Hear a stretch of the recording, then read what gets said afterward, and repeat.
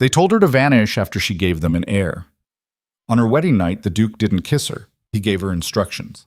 6 months later, standing in the wreckage of her reputation while London's elite laughed and her own husband doubted her, Elara Whitcombe made a choice that would burn the aristocracy to the ground.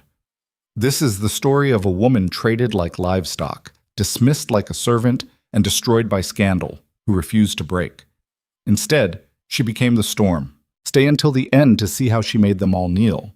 Drop your city in the comments and hit that like button. The wedding night smelled like expensive disappointment. Elara stood in the center of the ducal bedchamber, still wearing the ivory gown that had taken 3 seamstresses a month to complete, and watched her new husband pour himself a 3rd glass of brandy without offering her one. The fire crackled. The silence screamed. "You understand the arrangement," Rowan Ashbourne said finally, not looking at her. His voice carried the warmth of a January grave. She'd known him exactly 8 hours. 4 of those had been spent at the altar, 2 at the wedding breakfast, and the remaining 2 an excruciating carriage ride from the church to Northmere Hall, while he read correspondence and she studied the landscape of her new prison. "I'm afraid you'll need to be more specific, Your Grace." Her voice came out steadier than her hands. "We made several arrangements. The flowers, the guest list, the rather substantial merger of our family's business interests." He turned then, and she got her first real look at the man she'd married.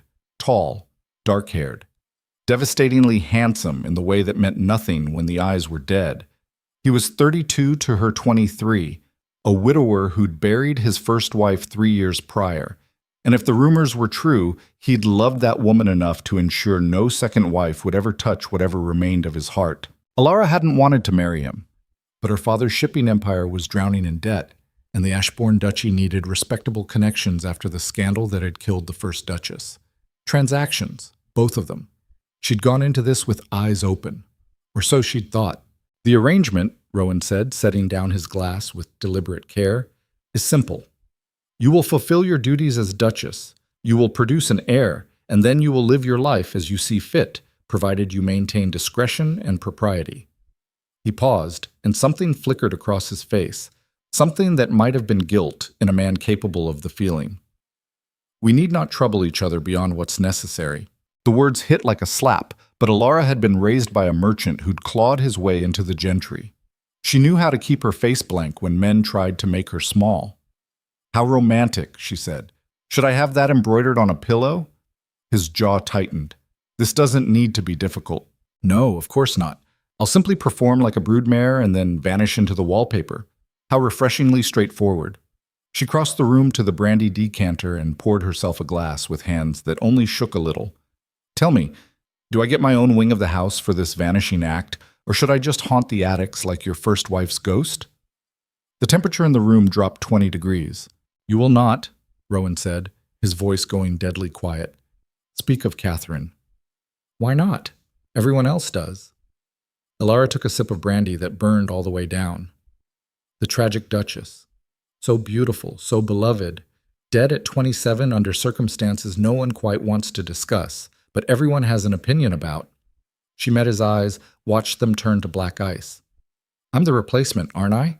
The poor substitute brought in to provide what she couldn't." He moved fast, crossing the space between them in 3 strides, close enough that she could smell the brandy on his breath and see the muscle jumping in his cheek. For a heartbeat, she thought he might strike her. For another, she thought he might kiss her. He did neither. "You know nothing about Catherine," he said, each word carved from stone. "You know nothing about me. And if you have any sense of self-preservation, you'll keep it that way." "Self-preservation." She laughed, and it came out brittle and sharp. "I married you, didn't I? Clearly that ship has sailed." They stood there, close enough to be intimate, distant enough to be strangers, while the fire popped and the clock on the mantel ticked toward midnight. Elara could feel her heart hammering against her ribs, could feel the rage and humiliation and something else, something that felt dangerously like the urge to prove this cold, damaged man wrong about everything. "I'll need time," she said finally, stepping back, reclaiming her space, "to prepare, to understand what's expected." Something that might have been relief crossed his face. "Of course. There's no rush." "Isn't there?" She tilted her head. "I was under the impression I'm here to produce an heir, not enjoy a leisurely courtship." Elara, Lady Ashbourne, she corrected. If we're to maintain such formality, let's at least be consistent. He flinched, actually flinched, and in that moment she saw past the ice to the wreckage underneath. A man so thoroughly destroyed by whatever had happened with Catherine that he'd built walls where his heart should be. It didn't make her hate him less, but it made her understand him better. Lady Ashbourne, he said carefully, like he was testing broken glass. I know I'm not what you deserved. No, she agreed. You're not. But then, I'm not what you wanted either, am I? He had no answer for that. They both knew the truth. She finished her brandy, set the glass down, and walked to the door that connected to her own chambers. Separate bedrooms, naturally, because God forbid they suffer each other's company more than absolutely necessary. Good night, Your Grace, she said without looking back. Do let me know when you've scheduled my breeding. She closed the door on whatever his response might have been and leaned against it, breathing hard, fury and hurt warring in her chest. Through the heavy wood she heard him moving, heard another glass being poured, heard the kind of silence that meant a man was drowning and didn't want to be saved. Elara looked around her new bedroom, opulent, expensive, empty, like the marriage, like the future. She'd been a fool to hope for anything else. Eek. The first month passed in a fog of obligations and avoidance. Rowan kept to his study and his clubs. Elara kept to the drawing room and the gardens, learning the rhythms of a household that ran with mechanical precision under the iron hand of Mrs. Crawford, a housekeeper who'd served the Ashbournes for 30 years and clearly considered the second Duchess a poor imitation of the first. The late Duchess preferred her tea at 4 precisely, Mrs. Crawford would say, her tone suggesting Elara's preference for half-past was a moral failing. The late Duchess never took breakfast in her rooms when Elara requested a tray one morning after a sleepless night. The late Duchess had such exquisite taste in flowers, while arranging roses Elara hadn't ordered. By week 3, Elara wanted to scream every time she heard those 3 words. The late Duchess. As if Catherine Ashbourne was still the mistress of this house, still the woman Rowan loved, still the standard by which all other women would be measured and found wanting. She met Rowan at dinner when required. They discussed estate business, upcoming social obligations, the weather. Nothing real, nothing that mattered. He was unfailingly polite, professionally distant, and about as warm as the marble statues in the entrance hall. And then came the night he knocked on the connecting door. Elara was reading, a scandalous novel she'd borrowed from the lending library, the kind no proper duchess should enjoy, when the sound made her heart jump into her throat. Come in, she said, marking her place and trying not to look like she'd been caught with contraband. Rowan entered still dressed for dinner, his cravat loosened, his hair disheveled like he'd been running his hands through it. He looked uncomfortable. He looked determined. I thought, he began, then stopped, started again. We should discuss, that is, I believe it's time we consummated the marriage, Elara finished, saving him from whatever euphemism he'd been choking on. How delightfully clinical. He had the grace to look embarrassed. I'm trying to be respectful. You're trying to be distant, she corrected, setting her book aside and standing. She was wearing a nightgown and dressing robe, her hair loose around her shoulders, and the way his eyes skittered away from her told her he found the intimacy of it uncomfortable. Good. Let him be uncomfortable. She certainly was. There's a difference. Elara, are you drunk? She asked, because he was holding himself with the careful precision of a man who'd had just enough liquor for courage. No. A pause. Slightly. Wonderful. Every girl dreams of her husband needing brandy to face her bed. He closed his eyes. You're determined to make this impossible. I'm determined to maintain some dignity in a situation that has none. She crossed her arms, studying him. Tell me something, Rowan. When you look at me, do you see me at all, or just the ghost you're trying to replace? The question hit him like a punch. She watched the impact register, watched him struggle for an answer that wouldn't be a lie. I see, he said, finally, slowly. A woman I've treated abominably, who deserves better than what I can give her. That's not an answer. It's the only one I have. They stood there in the lamplight, the bed looming between them like an accusation, and Elara felt something shift in her chest. Not softening, She wasn't fool enough to soften toward a man who'd made it clear she was a duty, not a desire, but understanding, perhaps, or at least recognition of a shared misery. "I'm not her," Elara said quietly. "I will never be her. And if you need me to be, this will destroy us both. I know." His voice was rough. "I know you're not Catherine. You're nothing like her." The way he said it, she couldn't tell if it was a compliment or a condemnation. "Then stop punishing me for it," she said. "Stop punishing yourself. We're both trapped in this, Rowan. We might as well make it bearable."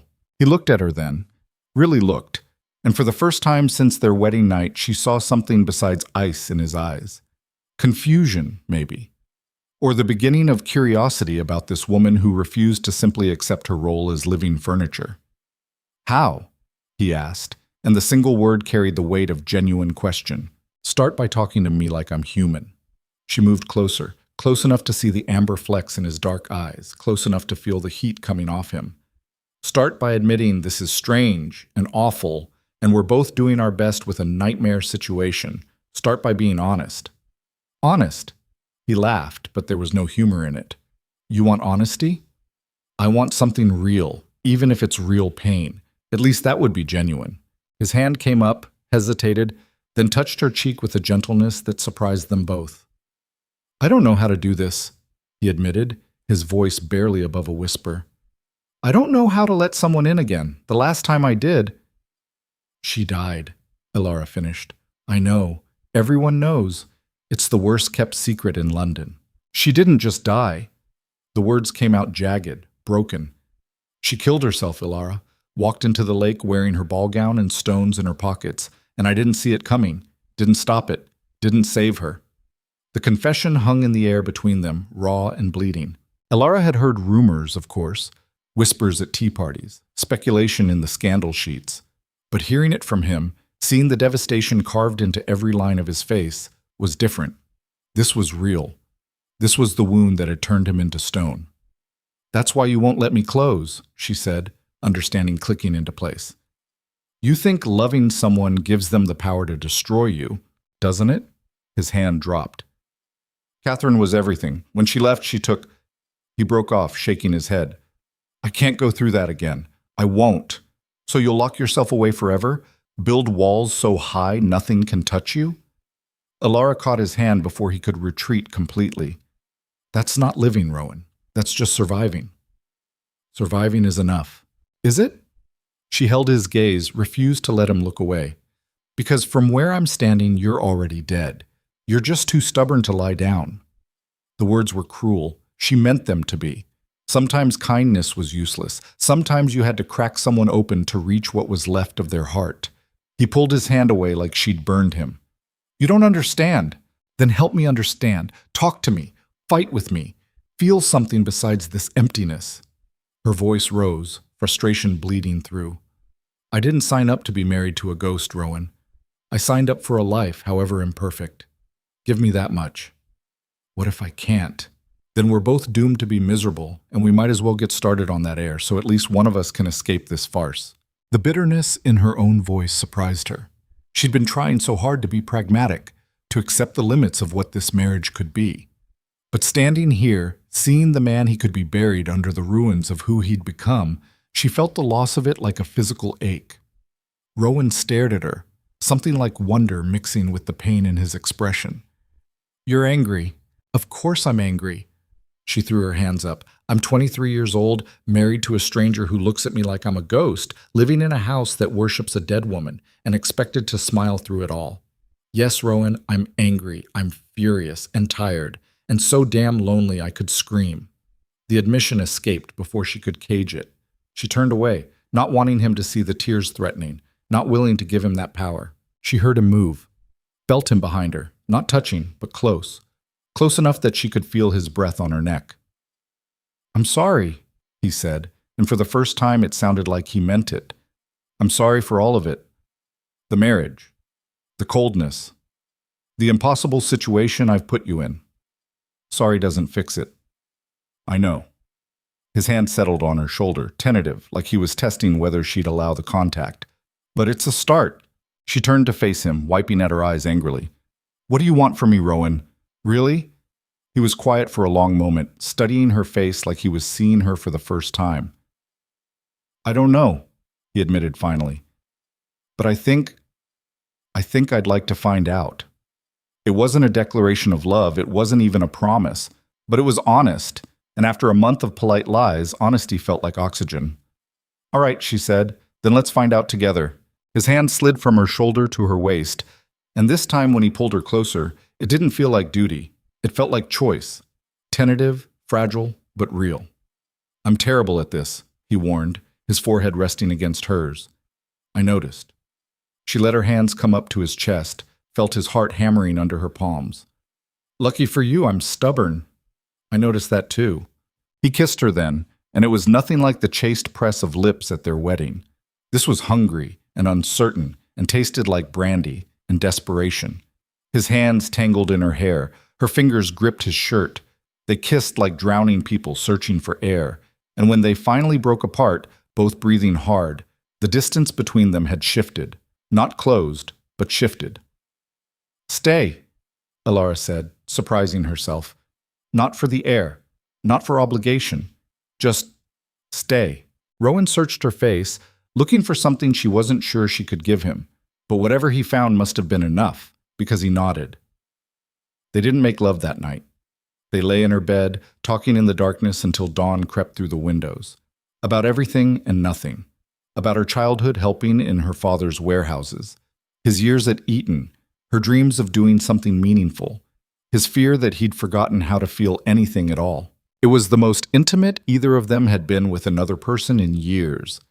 And when the sun finally rose, when Rowan kissed her forehead and returned to his own chambers to dress for the day, Elara lay in the tangled sheets and thought maybe, just maybe, this marriage didn't have to be a beautiful prison. Maybe it could be something else entirely. The first ball came 6 weeks into their marriage. "You'll need to make an appearance," Rowan's mother, the Dowager Duchess Eleanor, informed them over breakfast one morning. She'd arrived from her dower house the day before, a formidable woman in black silk who'd taken one look at Elara and declared her adequate, I suppose. High praise, apparently. "The Hartley Ball is the first major event of the season," Eleanor continued, buttering her toast with the precision of a general planning a battle. "Everyone who matters will be there. It's essential we present a united front." Elara caught Rowan's eye across the table. Things between them had shifted in the past weeks. They still maintained separate chambers, still moved around each other with caution, but there were moments, conversations that lasted past propriety, touches that lingered longer than necessary, looks that carried weight neither was ready to name. It wasn't love, but it was no longer ice. "Of course," Rowan said. "We'll attend." "And you'll dance," Eleanor added, pointing her knife at him. "None of your brooding in corners like last season. You're a married man now. Act like it." "Mother," the Tun is watching Rowan, waiting to see if this marriage is another disaster or a fresh start. Don't give them ammunition. Elara set down her teacup carefully. "Have they not already formed their opinions?" Eleanor's sharp eyes turned to her. "My dear girl, the aristocracy forms opinions before breakfast and changes them before tea. What matters is the narrative we control." She paused. "You're the daughter of a merchant who bought his way into the gentry.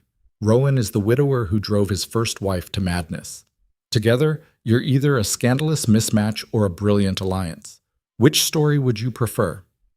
"The truth might be nice," Elara said before she could stop herself. Eleanor laughed, actually laughed, a sharp bark of amusement. "The truth? Darling, the truth is boring. We're selling them a fairy tale. The grieving duke who found love again, the merchant's daughter who brought life back to the halls of Northmere. Romance, redemption. The Tun eats that rot for breakfast." "Even if it's a lie?" "Especially if it's a lie.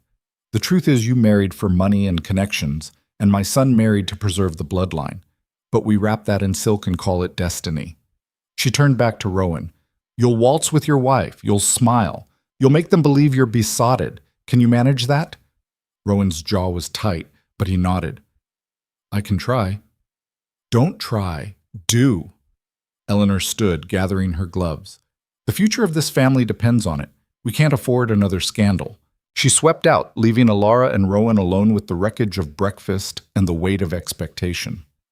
She's terrifying, Elara said into the silence. She's practical. Rowan pushed his plate away, appetite clearly gone. Everything is about the family name, the reputation. She thinks Catherine's death nearly destroyed us, socially, I mean. A second failure would finish it. Is that what I am? A chance at redemption?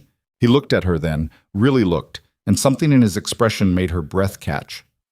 I don't know what you are yet, he said quietly, but you're not a failure. It was the kindest thing he'd said to her. The ball arrived too quickly.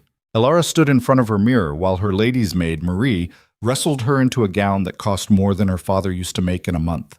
Deep emerald silk that brought out the green in her hazel eyes, cut low enough to be daring without crossing into scandalous. Jewelry borrowed from the Ashbourne collection.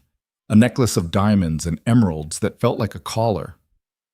You look beautiful, my lady, Marie said, securing the final pin in Elara's elaborate hairstyle. Beautiful. Like a doll.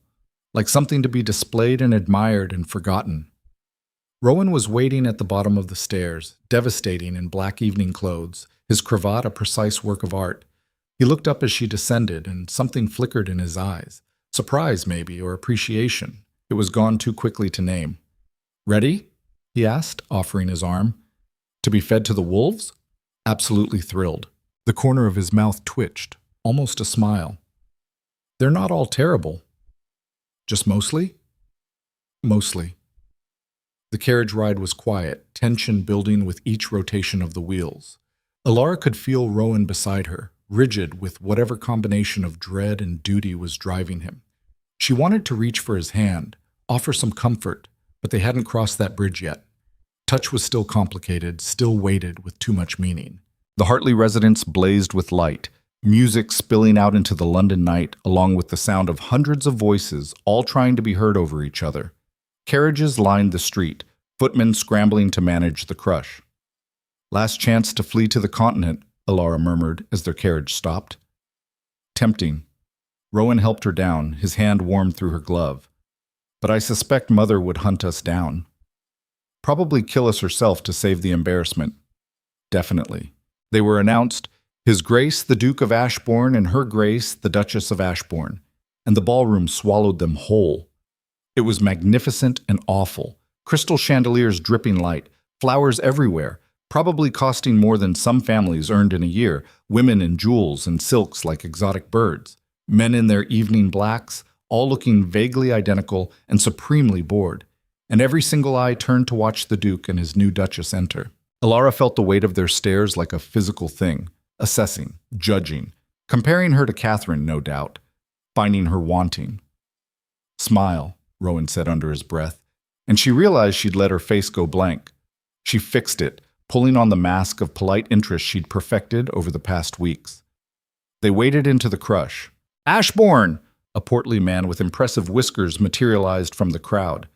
Glad to see you out and about, old boy. And this must be the new Duchess. Charming. Absolutely charming.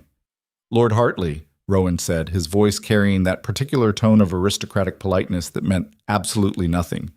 May I present my wife, Elara? Delighted, my dear. Simply delighted. Hartley's eyes did a quick assessment of her person that made her skin crawl. We were all so pleased when we heard Rowan was marrying again, after the tragedy, you understand, fresh start and all that. How kind, Elara said through her smile. Your father's in shipping, isn't he? Whitcombe Trading Company? He is. Splendid. Absolutely splendid. Commerce is the backbone of the empire, what? He chuckled at his own wit. Though I'm sure you're relieved to have married into a proper ducal family. Must be quite the step up. The condescension was so thick she could have carved it with a knife. Elara felt Rowan tense beside her, his hand tightening on her elbow. Actually, she said sweetly, I find commerce far more interesting than most aristocratic pursuits. At least traders work for their money, rather than simply inheriting it. Hartley's smile froze. Ah, yes. Well, quite. He cleared his throat. Do enjoy the evening? He fled. That was unwise, Rowan said as they moved deeper into the room. Was it? I thought it was honest. Honesty and wisdom are rarely the same thing in these circles. Before she could respond, a woman appeared in their path. Beautiful, blonde, wearing a gown of ice blue silk that probably cost more than Elara's entire wardrobe. She smiled at Rowan with a familiarity that made Elara's stomach twist. "Rowan," the woman purred, "how wonderful to see you." "Vivienne," his voice went carefully neutral. "May I present my wife, Elara? Elara, this is Lady Vivienne Harcourt." "Your Grace." Vivienne's curtsy was perfect, her smile sharp. "We've all been so curious to meet you, the new Duchess. Such big shoes to fill." "I prefer to make my own footprints," Elara said. "How quaint." Vivienne's eyes raked over her, cataloging every detail for later dissection. "That's a lovely gown. Madame Laurent?" "Yes." She did Catherine's wardrobe too, though I must say the style suited her better. But then, Catherine had such exquisite taste. The barb hit its mark. Elara felt it like a slap, felt the comparison being made and found wanting. Rowan's hand moved to the small of her back, a protective gesture. "If you'll excuse us, Vivienne, I promised my wife the first waltz." He steered Elara away before she could respond, toward the dance floor where couples were already assembling for the opening dance. "That was Vivienne Harcourt," Elara said unnecessarily. "Yes. She hates me." "She hates everyone." Rowan positioned them for the waltz, his hand at her waist, hers on his shoulder. "Don't let her get under your skin." "Was she close with Catherine?" His expression shuddered. "Very." The music started and they moved into the dance. Rowan was an excellent dancer, fluid, confident, leading her through the steps with ease. Elara had been taught by a dance master her father had hired specifically for her debut, but she'd never danced with someone who made it feel like this, like flying.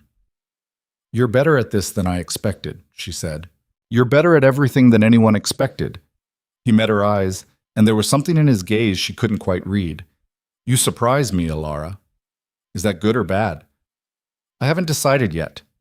They spun through the waltz, the room blurring around them, and for a moment, just a moment, Elara let herself imagine this was real, that the man holding her actually cared, that this marriage was more than a transaction.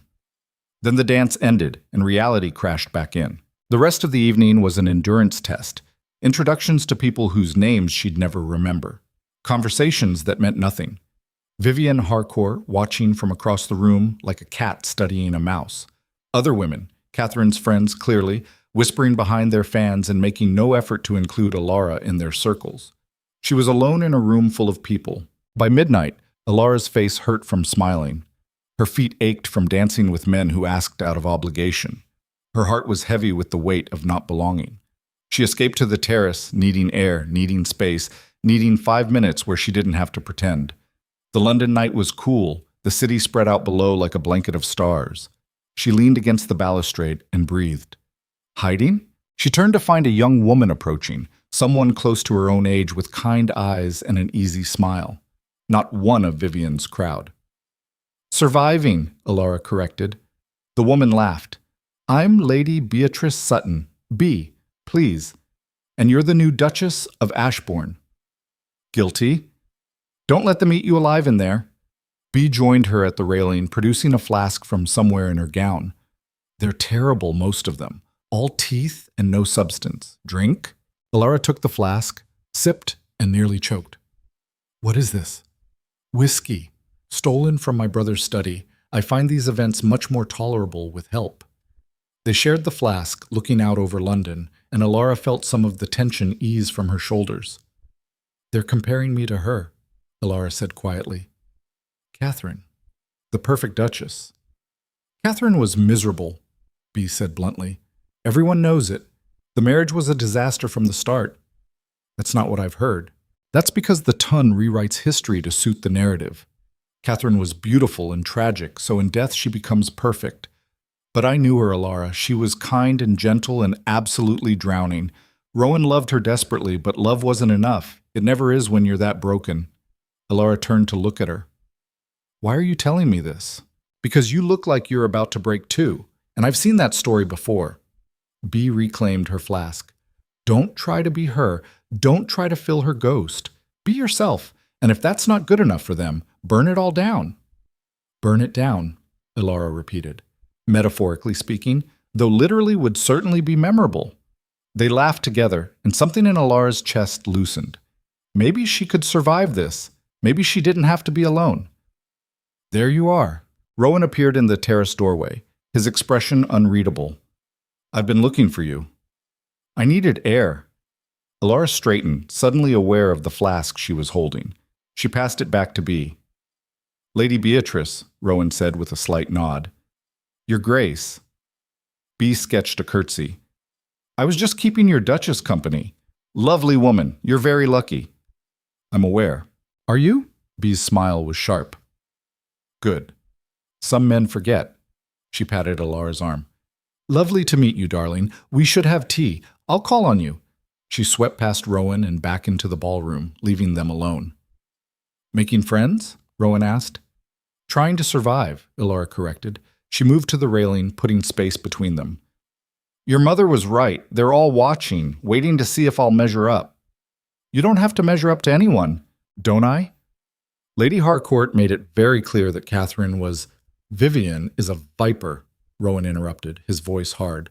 She thrives on making people miserable. Ignore her. Hard to ignore when she speaks for half the room. Elara turned to face him. Tell me something, Rowan. Did you love her? Vivian? What? No. He looked genuinely shocked by the question. Why would you... The way she looks at you, the way she talks about Catherine, like she knows secrets. Elara wrapped her arms around herself. I'm trying to understand this world I've married into, and everyone keeps speaking in riddles and loaded glances. Rowan closed the distance between them, his hand settling on her shoulders. Vivian was Catherine's closest friend. After Catherine died, Vivian blamed me. Perhaps rightly.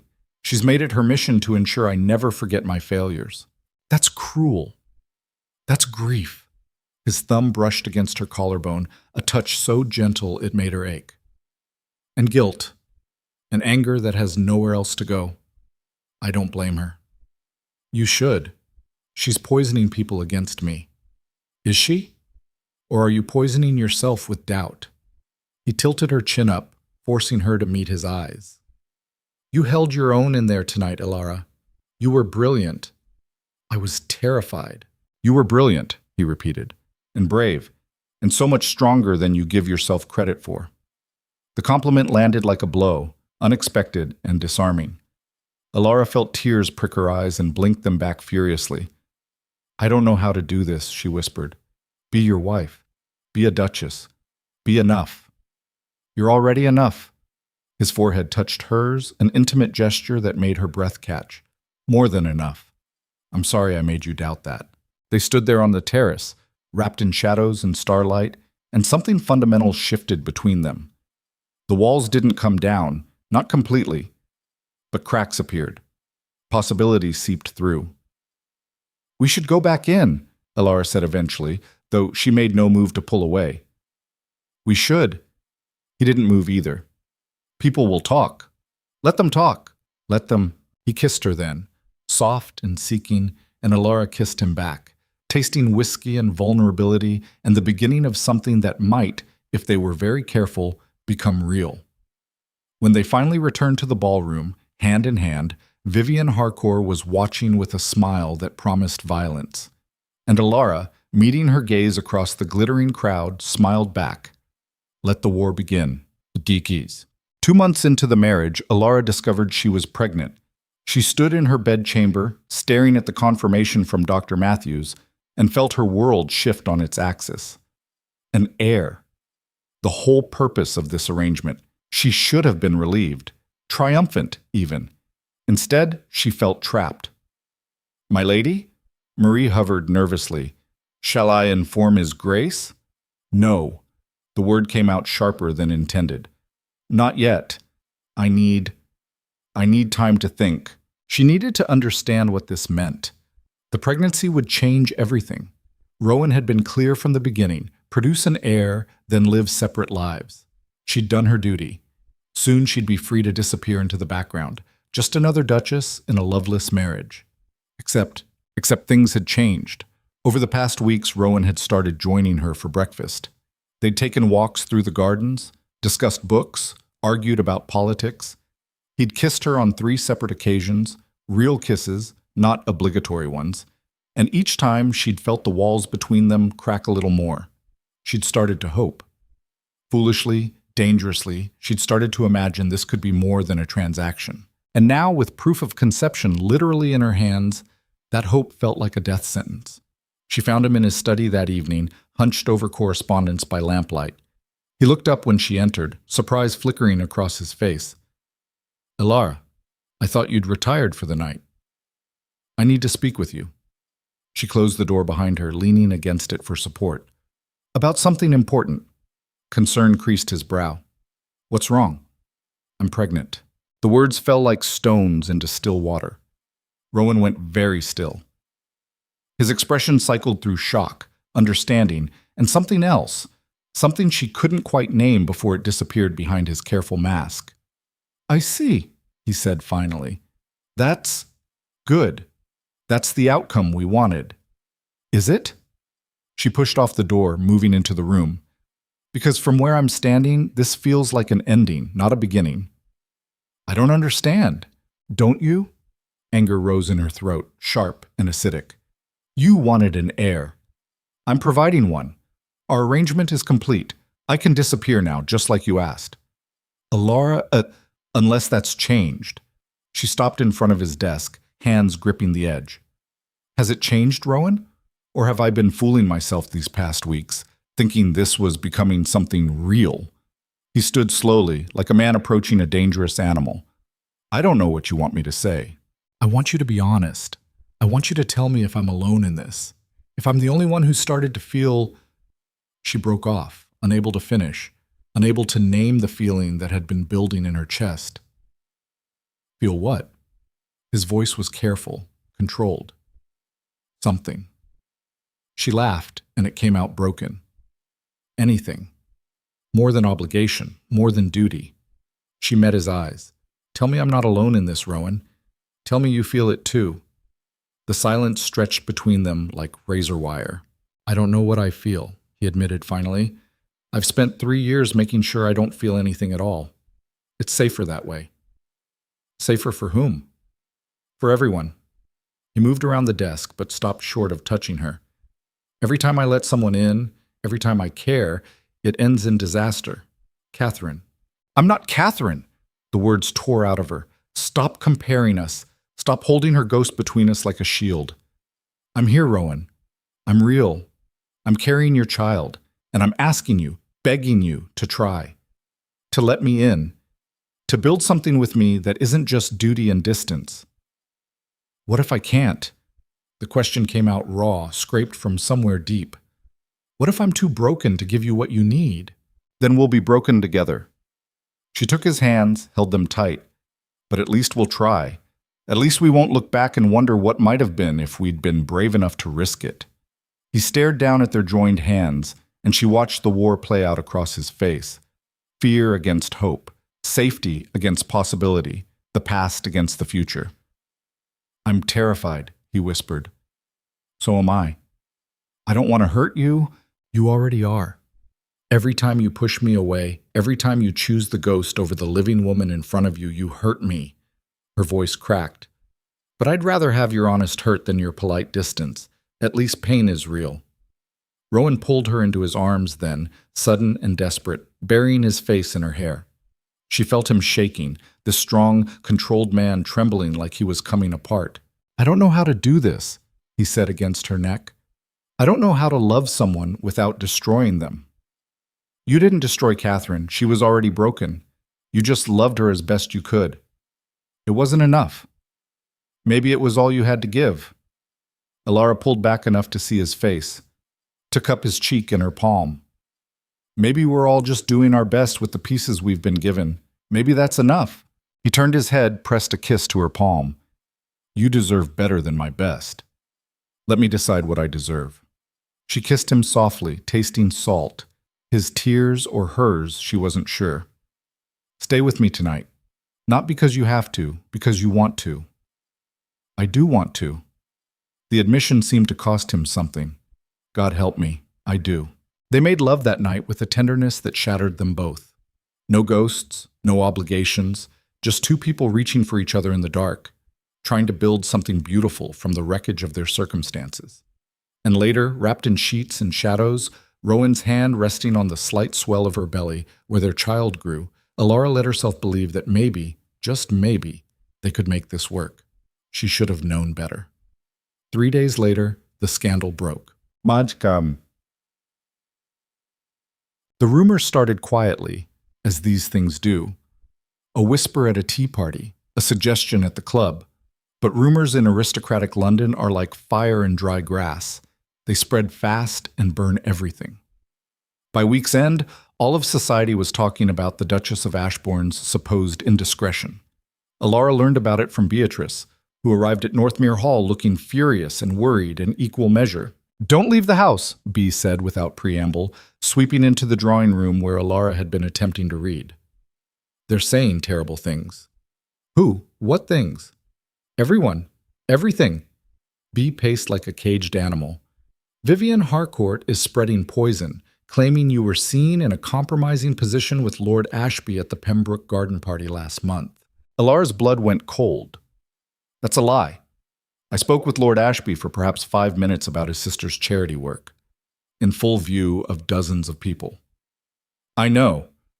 But Vivian is telling anyone who will listen that you were alone with him in the rose garden, that there were improprieties." Bea stopped, meeting Elara's eyes. "She's saying the child isn't Rowan's." The room tilted. "She what?" "She's questioning the paternity, suggesting you trapped Rowan with another man's bastard." Bea's hands clenched into fists. "It's vicious and calculated and complete fiction, but people are listening. They want to believe it. The merchant's daughter who seduced a duke. It fits their prejudices perfectly." Elara sat down before her legs could give out. "Rowan, does he know?" "I don't know, but he will soon. Everyone will." As if summoned, the door slammed open and Rowan strode in, his face a mask of rage barely contained. He looked at Elara, and for one horrible moment she saw doubt flicker in his eyes. That doubt destroyed her. "Is it true?" he demanded, his voice like ice. "Rowan, is it true?" Each word bitten off, sharp as glass. "No!" She stood, anger flooding in to replace the hurt. "Of course it's not true. I've never been unfaithful, never even considered it." "You were seen with Lord Ashby, having a public conversation about charity work. There were 50 people at that party. Ask any of them."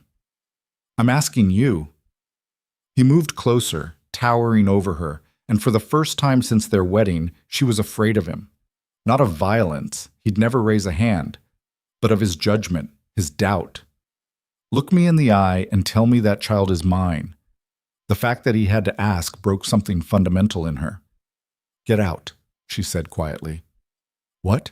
"Get out!" Her voice rose, fury overtaking pain. "How dare you? How dare you come in here and accuse me based on nothing but malicious gossip? I have been faithful to you every day of this God's forsaken marriage. I have tried to be a good wife, despite your coldness, your distance, your obsession with a dead woman. And the first time someone questions my honor, you believe them over me. I never said I believed... You didn't have to. I saw it in your eyes. That doubt, that hesitation." Tears spilled down her cheeks, hot and furious. "You know what the worst part is? I was starting to love you. Despite everything, despite how hard you've made it, I was falling for you. And you just proved that I was a fool to do it." "Elara, please, leave, now, before I say something neither of us can take back." He stood there, frozen, conflict written across every line of his face, wanting to stay, needing to go. The doubt still there, poison between them. "I'm sorry," he said finally, "but I have to know. I can't. After Catherine, I can't trust blindly. Not again." "Then we have nothing left to say to each other." He left. The door closed behind him with awful finality. Elara collapsed back onto the settee, shaking with rage and heartbreak in equal measure. Bea rushed to her side, wrapping arms around her as the tears came in earnest. "He'll realize he's wrong," Bea murmured. "He'll see sense." But Elara knew better. She'd seen that look in his eyes, the same look she'd been seeing for months whenever anyone mentioned Catherine. Rowan Ashbourne was a man governed by fear, and fear had just destroyed whatever fragile trust they'd built. 3 months later, as London society whispered and pointed and laughed, Elara stood in the ruins of her reputation and made a decision. She wouldn't disappear. She would fight. And when she was done, they would all know exactly who the Duchess of Ashbourne really was.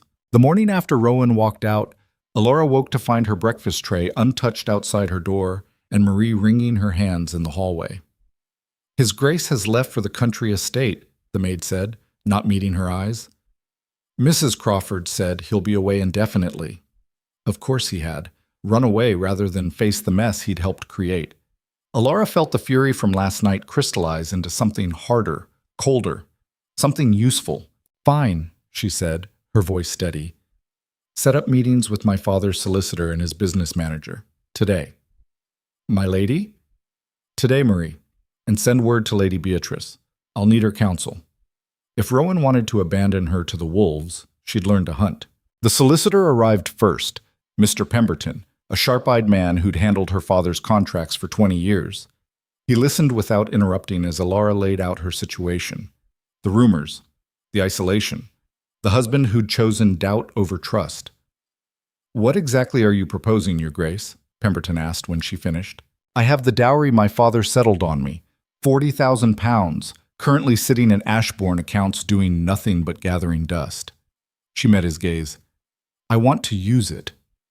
The Duke would need to approve any withdrawals. The marriage settlement gives me discretion over my personal funds for charitable purposes." She'd read every word of that contract the night Rowan left. "Education qualifies as charity, doesn't it?" Pemberton's lips twitched, almost a smile. "Indeed it does." "Then draft the papers. I want to establish a foundation. Schools for girls who can't afford proper education. Not just needlework and watercolors. Real learning. Mathematics, literature, sciences. Everything the sons get that the daughters are denied." "That's quite ambitious." "That's the point." She stood, pacing to the window that overlooked the London street below. "They think I'm a merchant's daughter playing dress-up in a world I don't belong to. They think I'm a scandal waiting to be forgotten. Let them think it. While they're busy whispering, I'll build something that actually matters. And if the Duke objects, then he can come home and object to my face instead of running away like a coward." Pemberton actually smiled at that. "I'll have the papers drawn up by week's end." Beatrice arrived an hour later, armed with gossip and strategy in equal measure. "You're the talk of every drawing room in London," she announced, settling into the chair across from Elara. "Half think you're a scheming seductress. The other half think you're a naive fool.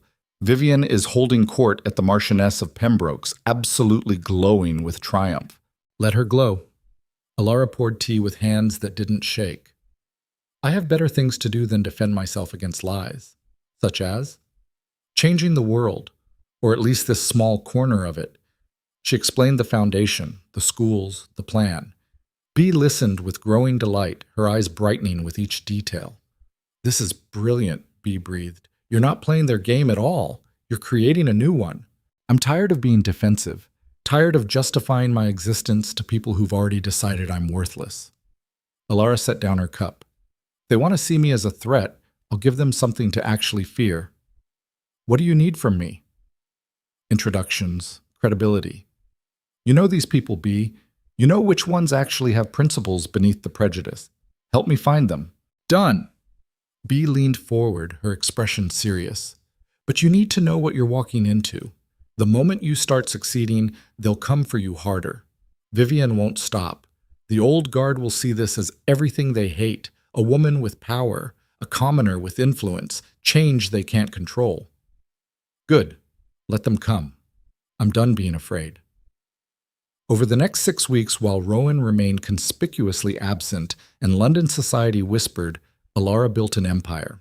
She started small, a single building in a working-class neighborhood, 15 girls aged 8 to 14, 2 teachers hired away from respectable finishing schools with promises of better pay and actual intellectual freedom. The curriculum was radical: literature alongside mathematics, history alongside sciences, philosophy alongside practical skills that might actually help these girls survive in a world designed to keep them small. The response was immediate and vicious. The Duchess of Ashbourne's little experiment in education, the scandal sheets called it, dripping with condescension. Teaching working girls to think above their station. "Dangerous and unnatural," declared the Marchioness of Pembroke, at a tea Elara wasn't invited to, but heard about anyway, because B had spies everywhere. The Duke's wife playing at charity while her own marriage crumbles, Vivian Harcourt told anyone who'd listen. Perhaps she should focus on keeping her husband before trying to save the lower classes.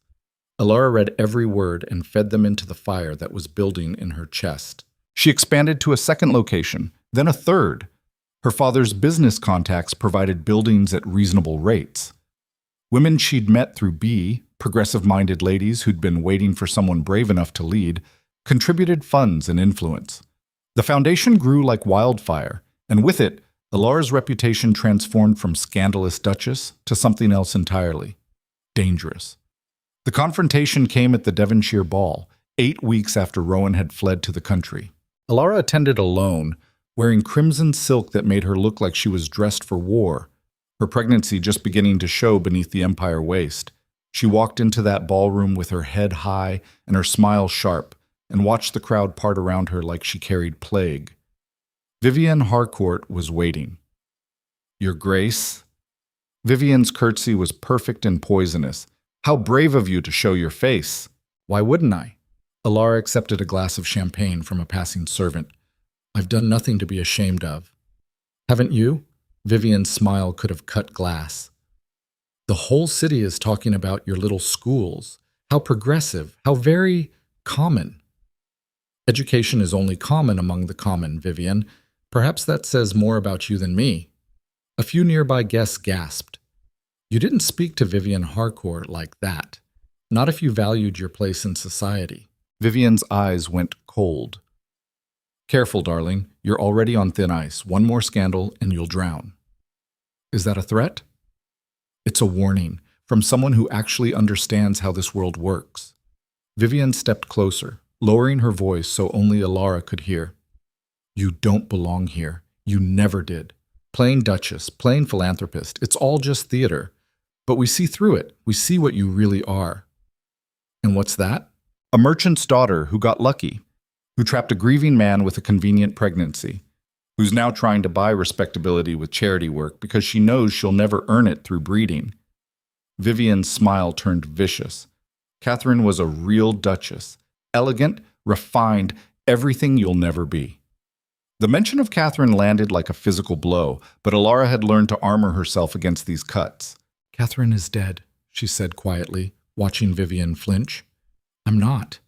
And unlike her, I have no intention of letting this world destroy me." "We'll see about that." Vivian swept away, leaving Elara standing alone in the middle of the ballroom, every eye on her, whispers rising like a tide. This was the moment. The test. She could retreat, could leave with whatever dignity remained, could let them win. Instead, she raised her champagne glass. "A toast!" she called out, her voice cutting through the whispers. "To progress, to education, to every girl told she's not good enough, smart enough, worthy enough to reach for more." She met Vivian's furious gaze across the room.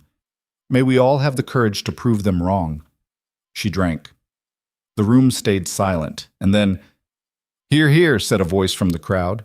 Lord Ashby, the man she'd supposedly had an affair with, stepping forward with his own glass raised. "To progress." Another voice joined, then another. Not everyone, not even half. But enough. Enough to show that Vivian's power wasn't absolute. Enough to show that Elara wasn't alone. Vivian's expression promised murder. The war had officially begun. Elara was reviewing accounts in the study 2 days later when Mrs. Crawford announced a visitor. "Lord Ashby is here to see you, Your Grace." Elara looked up sharply, the last person she'd expected. "Show him in." Ashby entered looking uncomfortable, hat in hands, his boyish face troubled. He was 26, newly titled after his father's death, and generally considered harmless by London standards, which meant he was probably decent. "Your Grace, thank you for seeing me." "Lord Ashby." She gestured to a chair. "Tea?" "No, thank you. I won't take much of your time." He sat, still clutching his hat. "I came to apologize." "For what?" "For letting this rumor persist. For not speaking up sooner to clarify what actually happened at the Pembroke party." He met her eyes, earnest and guilty. "We spoke about my sister's work with the orphanage. You asked intelligent questions, gave thoughtful suggestions, and the entire conversation lasted perhaps 10 minutes in full view of everyone. There was nothing improper about it. I know, but Lady Harcourt has twisted it into something ugly, and I've been too much a coward to publicly contradict her. He leaned forward. That changes now. I've already spoken to 3 of the biggest gossips in London, setting the record straight. I'll keep speaking until everyone knows the truth. Elara studied him, looking for the angle, the ulterior motive, found only genuine contrition and a hint of admiration. Why now? She asked. Because what you're doing matters. Those schools. That foundation. My sister has been trying to get funding for the orphanage for years, and the ton keeps dismissing her as a silly woman with silly ideas. His jaw set. You're proving them wrong. You're showing what women can do when given the chance. I won't let Vivian Harcourt destroy that because she's bitter about the past.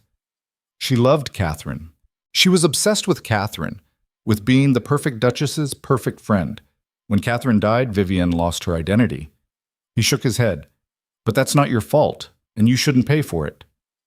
Thank you, Elara said quietly, for the defense, for the honesty. It's the least I can do. He stood. If there's anything else you need, support for the foundation, connections, anything, please ask. After he left, Elara sat in the study and felt something shift. She wasn't as alone as she'd thought. The foundation was resonating with people who wanted change, who were tired of the rigid hierarchies and crushing expectations. She was building something real. But that night, reading reports from the schools, feeling her child move beneath her hand, she felt the absence of Rowan like an open wound. She was succeeding without him, yes, proving she didn't need him to be someone who mattered, but she wanted him anyway. Wanted the man who trembled in her arms and admitted he was terrified, who'd kissed her like she was oxygen, who'd started to let her in before fear slammed the door shut. She wanted the marriage they could have had if he'd been brave enough to trust her. The knock on the study door made her look up. A letter, Your Grace, Marie said, holding out an envelope. From the country estate. Elara's heart jumped. She took the letter with hands that shook, broke the seal, and read. Elara, I have been a coward. I know this. The rumors, the doubt, the distance, none of it was about you. It was about my own fear, my own inability to trust in anything good after Catherine. You were right. I've been holding her ghost between us like a shield, and in doing so, I've wounded the one person who deserved better. I've spent these weeks trying to untangle the truth from the lies. Lord Ashby wrote to me, confirming what I should have known without confirmation, that you were faithful, that the rumors were poison, that I was a fool to doubt you. I don't expect forgiveness. I don't deserve it. But I need you to know that I see you now. I see what you're building, what you're becoming, and I'm in awe. I'm coming home. Not to claim you, not to assert my authority as your husband, but to ask if there's any chance at all, that we might try again. Yours, Rowan Elara, read it 3 times, emotions warring in her chest, anger that it had taken him this long, relief that he finally saw the truth, fear that it was too little, too late. She set the letter down and pressed her hand to her belly, feeling her daughter kick, because yes, she knew now. The doctor had confirmed it yesterday. A girl. An heir to nothing in a world that valued sons, but everything to Elara. Her daughter would grow up watching her mother refuse to disappear, would learn that women could build empires, could fight back, could claim space in a world designed to keep them small. But would she grow up watching her mother in a marriage built on truth, or in a beautiful prison of duty and distance? Elara didn't know, but when Rowan came home, she'd find out. He arrived 3 days later, late afternoon, the sound of carriage wheels on gravel announcing his presence. Elara was in the conservatory, reviewing proposals for a 4th school, when she heard his voice in the hall. She didn't go to him. Let him come to her. He found her among the ferns and orchids, standing in a shaft of golden light that made her crimson day dress glow like flame. He stopped in the doorway, and she watched him take her in, the visible swell of pregnancy, the papers in her hands, the confidence in her posture that hadn't been there when he'd left. Elara, Your Grace. She kept her voice neutral, professional. Welcome home. He flinched at the formality. Good. Let him hurt a little. Let him understand what his doubt had cost. I read your letter, she continued, setting down the papers. It was very pretty. It was honest. Was it? She turned to face him fully. Because honest would have been trusting me in the first place. Honest would have been defending me instead of running away. Pretty words in a letter don't erase 8 weeks of abandonment, Rowan. I know. He moved into the conservatory, but kept his distance. I'm not asking you to forget. I'm asking for a chance to prove I can be better. Why should I give you that chance? Because despite everything, despite how badly I've failed you, I think you still care. I think part of you still wants this to work. His voice dropped. Am I wrong? She wanted to say yes, wanted to lie, to protect herself, to keep the armor firmly in place. But she'd built her foundation on truth, had demanded honesty from everyone around her. She owed herself the same. No, she admitted. You're not wrong. I do care. I did from the beginning, even when I didn't want to, even when you made it impossible. She crossed her arms. But caring isn't enough anymore, Rowan. I need more than your guilt-driven apologies. I need a partner, an equal, someone who trusts me even when the world tells them not to. I want to be that person. Wanting and being are different things. Then let me prove it. He closed the distance between them, and she saw the desperation in his eyes, real and raw and completely unlike the controlled man she'd married. Let me stand beside you, support your work, defend you publicly. Show everyone that I believe in you, in us, in what we can build together. And when the next rumor comes, the next scandal, will you run again? No. The word was immediate, certain. Never again. I swear it. Swear it how? She tilted her head, studying him. Words are easy, Rowan. Actions matter. Then tell me what you need. What action would prove this to you? She'd been thinking about this since reading his letter, knew exactly what she wanted, what would prove he'd actually changed. The Ashbourne annual charity ball, she said. It's in 3 weeks. Biggest social event of the season. Everyone who matters will be there. I know. My mother has been sending increasingly frantic letters about the planning. Good. Then here's what I need. She stepped closer, close enough to see the amber flecks in his eyes. Stand with me, publicly. Announce the foundation, the schools, everything I've been building. Use your title, your influence, your power to legitimize what I've started. Show the tone that you're proud of me, that you support me, that you trust me. Done. I'm not finished, her voice hardened. And when Vivian Harcourt inevitably tries to sabotage it, when she whispers her poison and spreads her lies, you shut her down, publicly, completely. You choose me over the memory of Catherine, over your fear, over everything that's kept us apart. He went pale. Elara. That's the price, Rowan. Total, public, irrevocable commitment. No half measures. No hedging. Either you're all in, or you're out completely. She placed her hand over her belly. Because I'm building a life here, with or without you. And I won't let my daughter grow up watching her mother settle for less than she deserves. Daughter? Yes, a girl. Congratulations on your disappointing heir. She's not disappointing. His hand covered hers, gentle against the swell of their child. She's perfect. She's ours. She's mine, Elara corrected, until you prove you've earned the right to claim her. The words were harsh, meant to cut, and they landed like she'd slapped him. But Rowan didn't pull away, didn't retreat into ice. Instead, he dropped to his knees in front of her. Then I'll earn it, he said, looking up at her with eyes that finally held no doubt. I'll earn you both. I'll spend the rest of my life proving I can be the man you need, the father she deserves. Just give me the chance. Elara looked down at him, this proud duke on his knees in a conservatory full of flowers, and felt her armor crack. Not break. Not yet. But crack enough to let a little hope seep through. 3 weeks, she said. Prove it at the ball. Prove you mean this. And then we'll talk about what comes next. I will. He stood, and before she could step back, he cupped her face in his hands. I love you, Elara. I should have said it weeks ago. I should have said it the first time you challenged me, the first time you refused to be small, the first time you made me feel something besides grief. I love you, and I'm done being afraid of it. The confession stole her breath. She'd wanted to hear those words so badly, had imagined them so many times.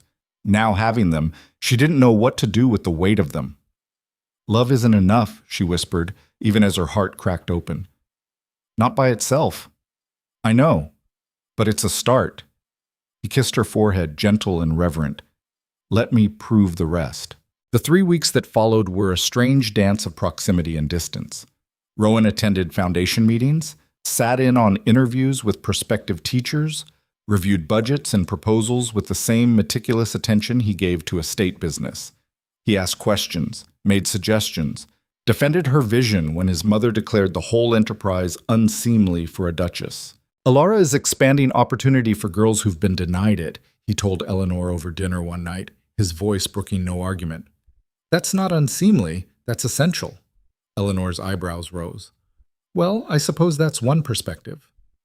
It's the only perspective that matters. In private moments, he was careful with Elara, respectful of the boundaries she'd drawn, patient with her caution. He didn't push for intimacy she wasn't ready to give, didn't demand forgiveness he hadn't earned. He simply showed up, day after day, steady and present and slowly, painfully earning back her trust. But the real test was coming. The night of the Ashbourne annual charity ball, Elara stood in front of her mirror while Marie wrestled her into a gown of midnight blue silk, cut to accommodate her growing belly, while still managing to look elegant rather than matronly. Diamonds at her throat and ears, the Ashbourne collection, a statement of legitimacy she was finally willing to wear. You look beautiful, my lady, Marie breathed. I look terrified. That too. Rowan was waiting at the bottom of the stairs, devastating in black evening clothes, his cravat perfectly tied and his eyes warm when they landed on her. He offered his hand as she descended, and for the first time in months she took it without hesitation. Ready? He asked quietly. No, but let's do it anyway. The ballroom was already packed when they entered. Every important family in London crammed into Northmere Hall's grandest space, chandeliers dripping crystal, flowers perfuming the air, musicians playing a waltz, and hundreds of eyes turning to watch the Duke and Duchess make their entrance, together. Elara felt Rowan's hand at the small of her back, steady and sure, and drew strength from it. My friends, Rowan's voice rang out, cutting through the music and conversation. Thank you for joining us tonight. As many of you know, this ball has traditionally supported various charitable causes. Tonight, I'm proud to announce we'll be directing all funds to a new initiative, one my wife has pioneered. Murmurs rippled through the crowd. Elara saw Vivian near the front, her expression already hardening with fury. The Ashbourne Foundation for Women's Education, Rowan continued, has established 3 schools in London providing quality education to girls who would otherwise have no access to learning. Mathematics, sciences, literature, philosophy, everything necessary to build meaningful lives and contribute to society. Scandalous, someone muttered, loud enough to carry. Progressive, Rowan corrected sharply. My wife has shown more vision and courage in 3 months than most of us show in a lifetime. She's building something that will outlast all our petty concerns about propriety and tradition, and I'm honored to support her in it. He turned to look at Elara, and the love in his eyes was unmistakable, public, irrevocable. To the Duchess, he said, raising his glass. The most remarkable woman I've ever known. The room was silent for a heartbeat. 2. Then, to the Duchess, Lord Ashby called out, raising his own glass. Others joined, not everyone, but enough. A tide turning, slowly but surely. Vivian Harcourt stepped forward, her smile vicious. How touching, she said, her voice carrying easily across the now quiet ballroom. Though I wonder, Your Grace, if you are aware of the full scope of your wife's activities, the company she keeps, the questionable people she's elevated to positions of influence. Here it was, the attack Elara had been expecting. What are you implying, Lady Harcourt? Rowan's voice went dangerously quiet. I'm simply saying that a foundation is only as respectable as its founder. And your wife's reputation, well, we all know about the scandal, the questions of paternity, the stop. The single word cracked like a whip. Rowan moved to stand beside Elara, his posture protective and absolutely unyielding. You will not spread lies about my wife in my home, not tonight, not ever. Lies? Vivian's laugh was brittle. Ask Lord Ashby about their time alone in the garden. Ask anyone who was at the Pembroke party about the whispers, the looks, the... I was at the Pembroke party, Ashby interrupted, stepping forward. I spoke with the Duchess for 10 minutes about charity work, in full view of dozens of witnesses. There was nothing improper about it. Lady Harcourt has twisted an innocent conversation into scandal because, he paused, meeting Vivian's furious gaze, because she cannot bear to see another woman succeed where the late Duchess failed. The room gasped. You didn't mention Catherine. Not like that. Not ever. Vivian went white. How dare you? How dare I speak the truth? Ashby's voice was level but firm. Catherine Ashbourne was a kind and gentle woman who was deeply unhappy. Her death was a tragedy, but it doesn't give you the right to destroy everyone who comes after her. You know nothing about Catherine. I know she would have hated what you've become. The words were quiet but devastating. She would have hated the poison you spread, the lives you've damaged, the way you use her memory as a weapon. You dishonor her with every lie you tell. Vivian looked like she'd been struck. She turned to Rowan, searching for support, for the shared grief that had always bound them. She found nothing. Vivian, Rowan said, and his voice carried the weight of finality. You need to leave. Now. You're choosing her? Disbelief and betrayal warred in Vivian's expression. After everything Catherine meant to you, after everything Catherine is gone. Rowan's hand found Elara's, lacing their fingers together. Elara is here. She's my wife, the mother of my child, and the woman I love. Nothing you say will change that. You loved Catherine. I did. I'll always carry that love. But it doesn't mean I'm dead inside, Vivian. It doesn't mean I can't build something new with someone who's very much alive. He looked at Elara, and his expression softened. Someone who's taught me that surviving isn't the same as living. Vivian stared at them, at their joined hands and united front, and Elara saw the exact moment she realized she'd lost. You'll regret this, Vivian said, her voice shaking with rage and grief. Both of you. When this common little merchant's daughter shows her true colors, when she... Leave. Eleanor's voice cut through the room like a blade. The Dowager Duchess stepped forward, her expression carved from ice. You've embarrassed yourself enough for one evening, Vivian. Don't make it worse. Security materialized. Footmen who'd been waiting for exactly this moment. They escorted Vivian out while she hurled accusations and insults over her shoulder, her composure finally cracking completely. The ballroom remained silent in her wake. Then someone started clapping. Slow at first, then faster. Others joined. Not everyone. Plenty of faces still wore shock or disapproval, or both. But enough. Enough to show that Vivian's power was broken, that Elara had survived the war, that they'd chosen her. Rowan turned to Elara, and she saw in his eyes everything he couldn't say in front of this crowd. Pride, love, absolute certainty. Dance with me? He asked quietly. She should make him wait, should maintain her boundaries, protect her heart. But she'd asked him to prove himself, and he had. Publicly, irrevocably, he'd chosen her. Yes, she whispered. They moved onto the dance floor, and the orchestra struck up a waltz. Rowan pulled her close, closer than was probably proper with her belly between them, but she didn't care. They spun through the music while London's elite watched, and for the first time since their wedding, Elara let herself believe this could actually work. I'm still angry with you, she murmured against his shoulder. I know. You hurt me. Badly. I know. And I'll spend the rest of my life making it right. You'd better. She pulled back enough to meet his eyes. Because I meant what I said, Rowan. I won't settle. Not anymore. I deserve everything, he finished. You deserve everything, and I intend to give it to you. The waltz ended. They stood in the center of the ballroom, surrounded by whispers and stares and the wreckage of Vivian's influence, and Elara felt something inside her finally settle. She'd fought. She'd won. She'd built something meaningful and proven she was more than a transaction, more than a replacement, more than a scandal. And the man she'd married was finally standing beside her instead of running away. It wasn't a fairy tale ending.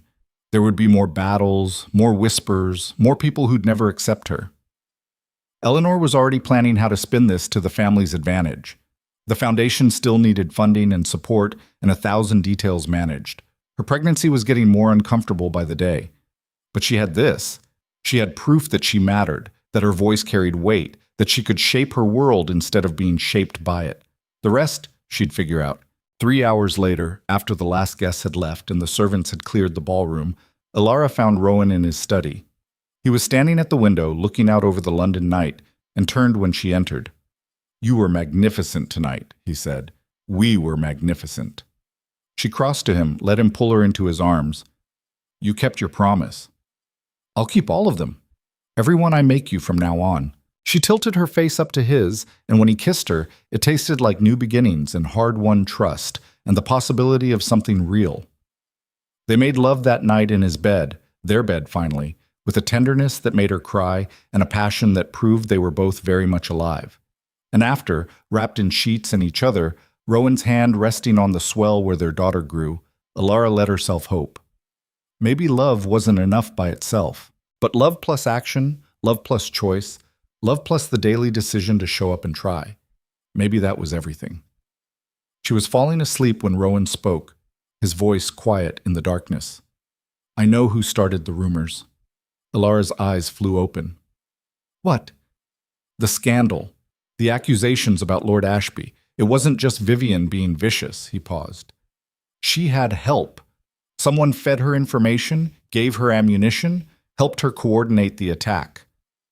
"Who?" "I don't have proof yet, but I have suspicions." His arms tightened around her. "And I'm going to find out. I'm going to find everyone who tried to destroy you, and I'm going to, if you or someone you know is having a difficult time, free support is available. Find resources." "Who?" Elara asked again, sitting up in bed, the sheets pooling around her waist. "Who helped Vivian?" Rowan's jaw was tight, his eyes hard in the dim lamplight. "Someone with access to our private correspondence. Someone who knew details about your schedule, your meetings, your activities that weren't public knowledge." The implication hit her like cold water. Someone in this house. Yes, she felt sick. The idea that someone she'd trusted, someone who served her daily, had been feeding information to her enemies made her skin crawl. "Do you know who?" "Not yet, but I'll find them." His hand found hers in the darkness. "I promise you, Elara. Everyone who tried to destroy you will answer for it." She wanted to believe him, wanted to trust that he'd protect her, that the battle was over, that they could finally be safe. But something in his tone, something careful and controlled, made her uneasy. "What aren't you telling me?" she asked. He was quiet too long. "Nothing. I just need more evidence before I make accusations." "Rowan, trust me, please." He kissed her forehead, gentle and reassuring. "Let me handle this. You fought enough battles. It's my turn." She let it go because she was exhausted, because she wanted to believe the worst was behind them, because for the first time in months she felt like she could breathe. She shouldn't have let it go. The next morning brought unexpected visitors. Elara was in the breakfast room, reviewing proposals for a 5th school location, when Mrs. Crawford announced that 2 gentlemen from the Metropolitan Police were requesting an audience with His Grace. "Police?" Elara set down her tea. "What do they want?" "They didn't say, Your Grace, but they seemed quite insistent." Rowan appeared in the doorway, already dressed for the day, his expression unreadable. "I'll speak with them in my study." "I'm coming with you," Elara said, rising. "That's not necessary." "I'm coming with you." He studied her face, saw the determination there, and nodded. "All right." The 2 policemen waiting in the study were cut from different cloth, one older, graying, with the weary look of a man who'd seen too much, the other younger, sharp-eyed, and ambitious. They stood when Rowan and Elara entered. "Your Grace," the older one said, nodding to Rowan. "Your Grace," to Elara. "I'm Inspector Davies. This is Constable Morris. We apologize for the intrusion, but we have some questions regarding a recent incident." "What incident?" Rowan asked, his voice carefully neutral. "A fire. At the residence of Lady Vivian Harcourt, 3 nights ago." Elara's blood went cold. "Is she all right?" "She's alive. Suffered some smoke inhalation, minor burns, but her townhouse is destroyed." Davies pulled out a notebook. "The thing is, Your Grace, Witnesses reported seeing a man leaving the property shortly before the fire started. A man matching the description of your personal secretary, Mr. James Whitmore. The name hung in the air like an accusation. That's impossible, Rowan said flatly. James was here that night, working late on correspondence. Was he? Can anyone verify that? I can, Elara said, though her mind was racing. Had James been here? She'd retired early that night, exhausted from foundation work. She couldn't actually confirm where James had been.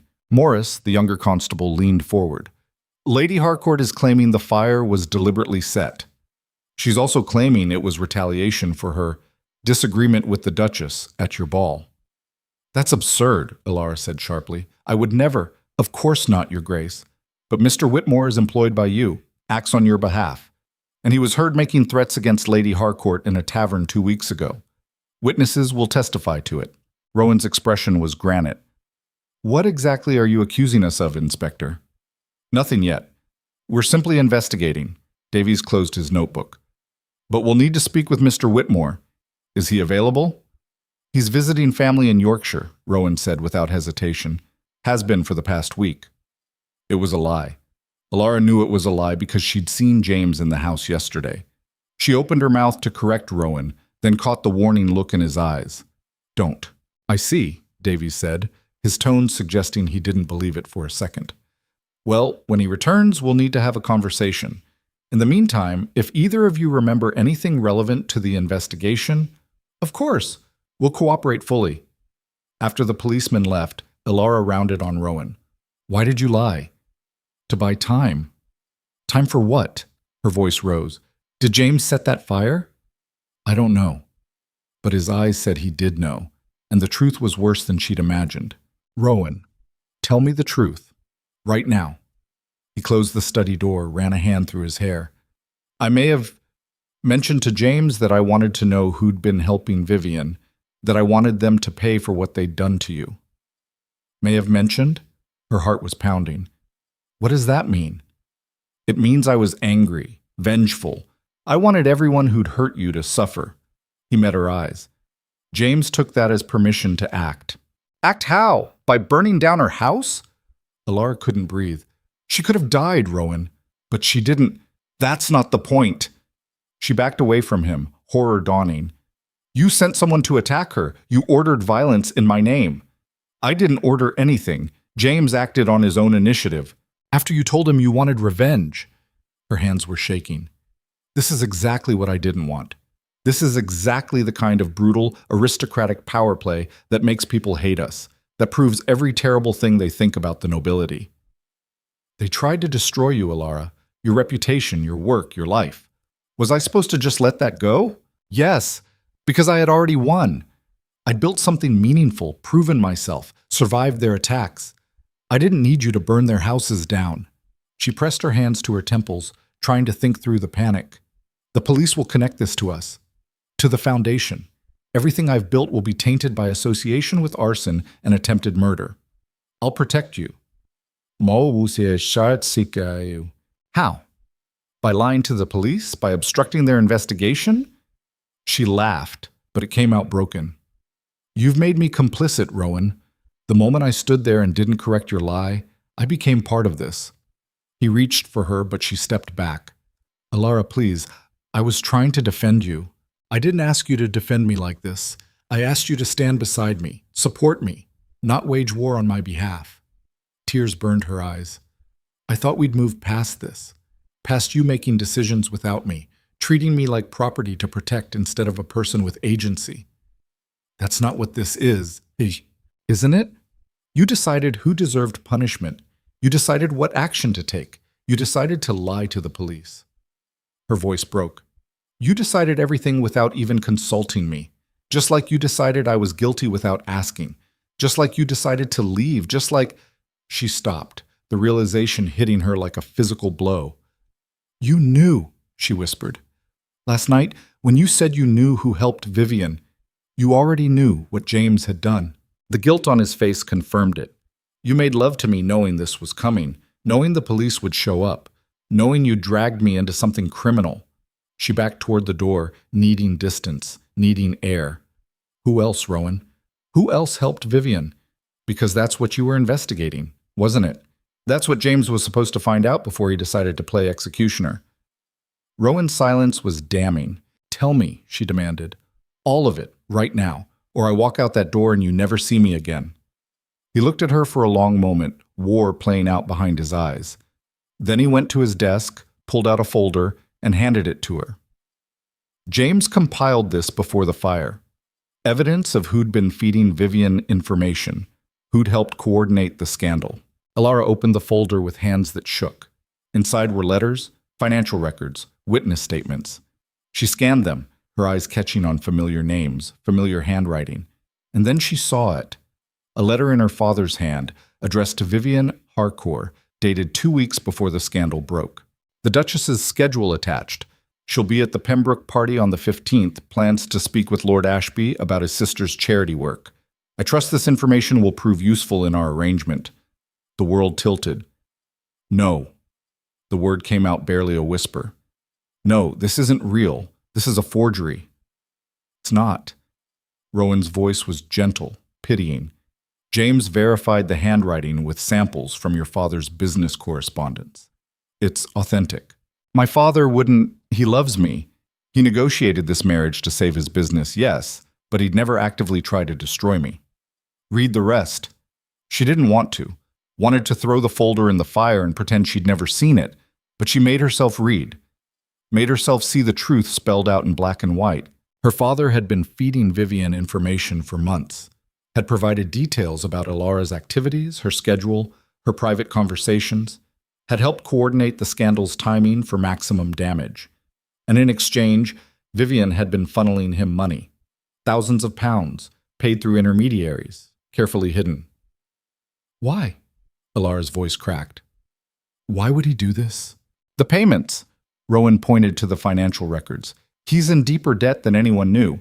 The marriage settlement helped, but it wasn't enough. He's been embezzling from his own company, covering losses from bad investments. He needed more money, and Vivian needed inside information about you. So he sold me out. She laughed, high and brittle. His own daughter. He married me off to save his business, then helped destroy my reputation for extra cash. I'm sorry, Elara, I know this isn't... Don't! She held up a hand, stopping him. Don't tell me you're sorry while you've been keeping this from me. How long have you known? 3 days. 3 days. She processed that, felt the betrayal cut deeper.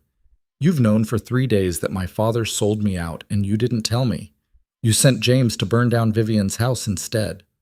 I wanted to handle it quietly, protect you from Earth. From what? The truth? My own life? She threw the folder at him, paper scattering across the desk. I'm not a child, Rowan. I'm not some fragile thing that needs to be protected from reality. I'm your wife, your partner, and you've been lying to me while claiming we'd built something real. We have built something real, hushpol. Have we? Because from where I'm standing, you're the same man you were 3 months ago, making decisions for me, keeping secrets, choosing violence over trust. She pressed her hands to her belly, feeling her daughter move beneath her palms. I can't do this. I can't be in a marriage where my husband treats me like property to protect instead of a person to trust. Elara, please, let me explain. Explain what? That you thought burning down houses was an appropriate response to gossip? That you think I'm too weak to handle the truth about my own father? That you're still the same controlling, secretive man who drove Catherine to... She stopped. Too late. The words were already out. Rowan went white. Don't compare this to that. Why not? You keep everyone at arm's length, make all the decisions, refuse to actually let anyone in. Maybe Catherine didn't walk into that lake because she was mad. Maybe she just couldn't breathe anymore. It was cruel. It was unfair. It was designed to hurt, and she watched it land like a knife between his ribs. Get out, he said, his voice dead. What?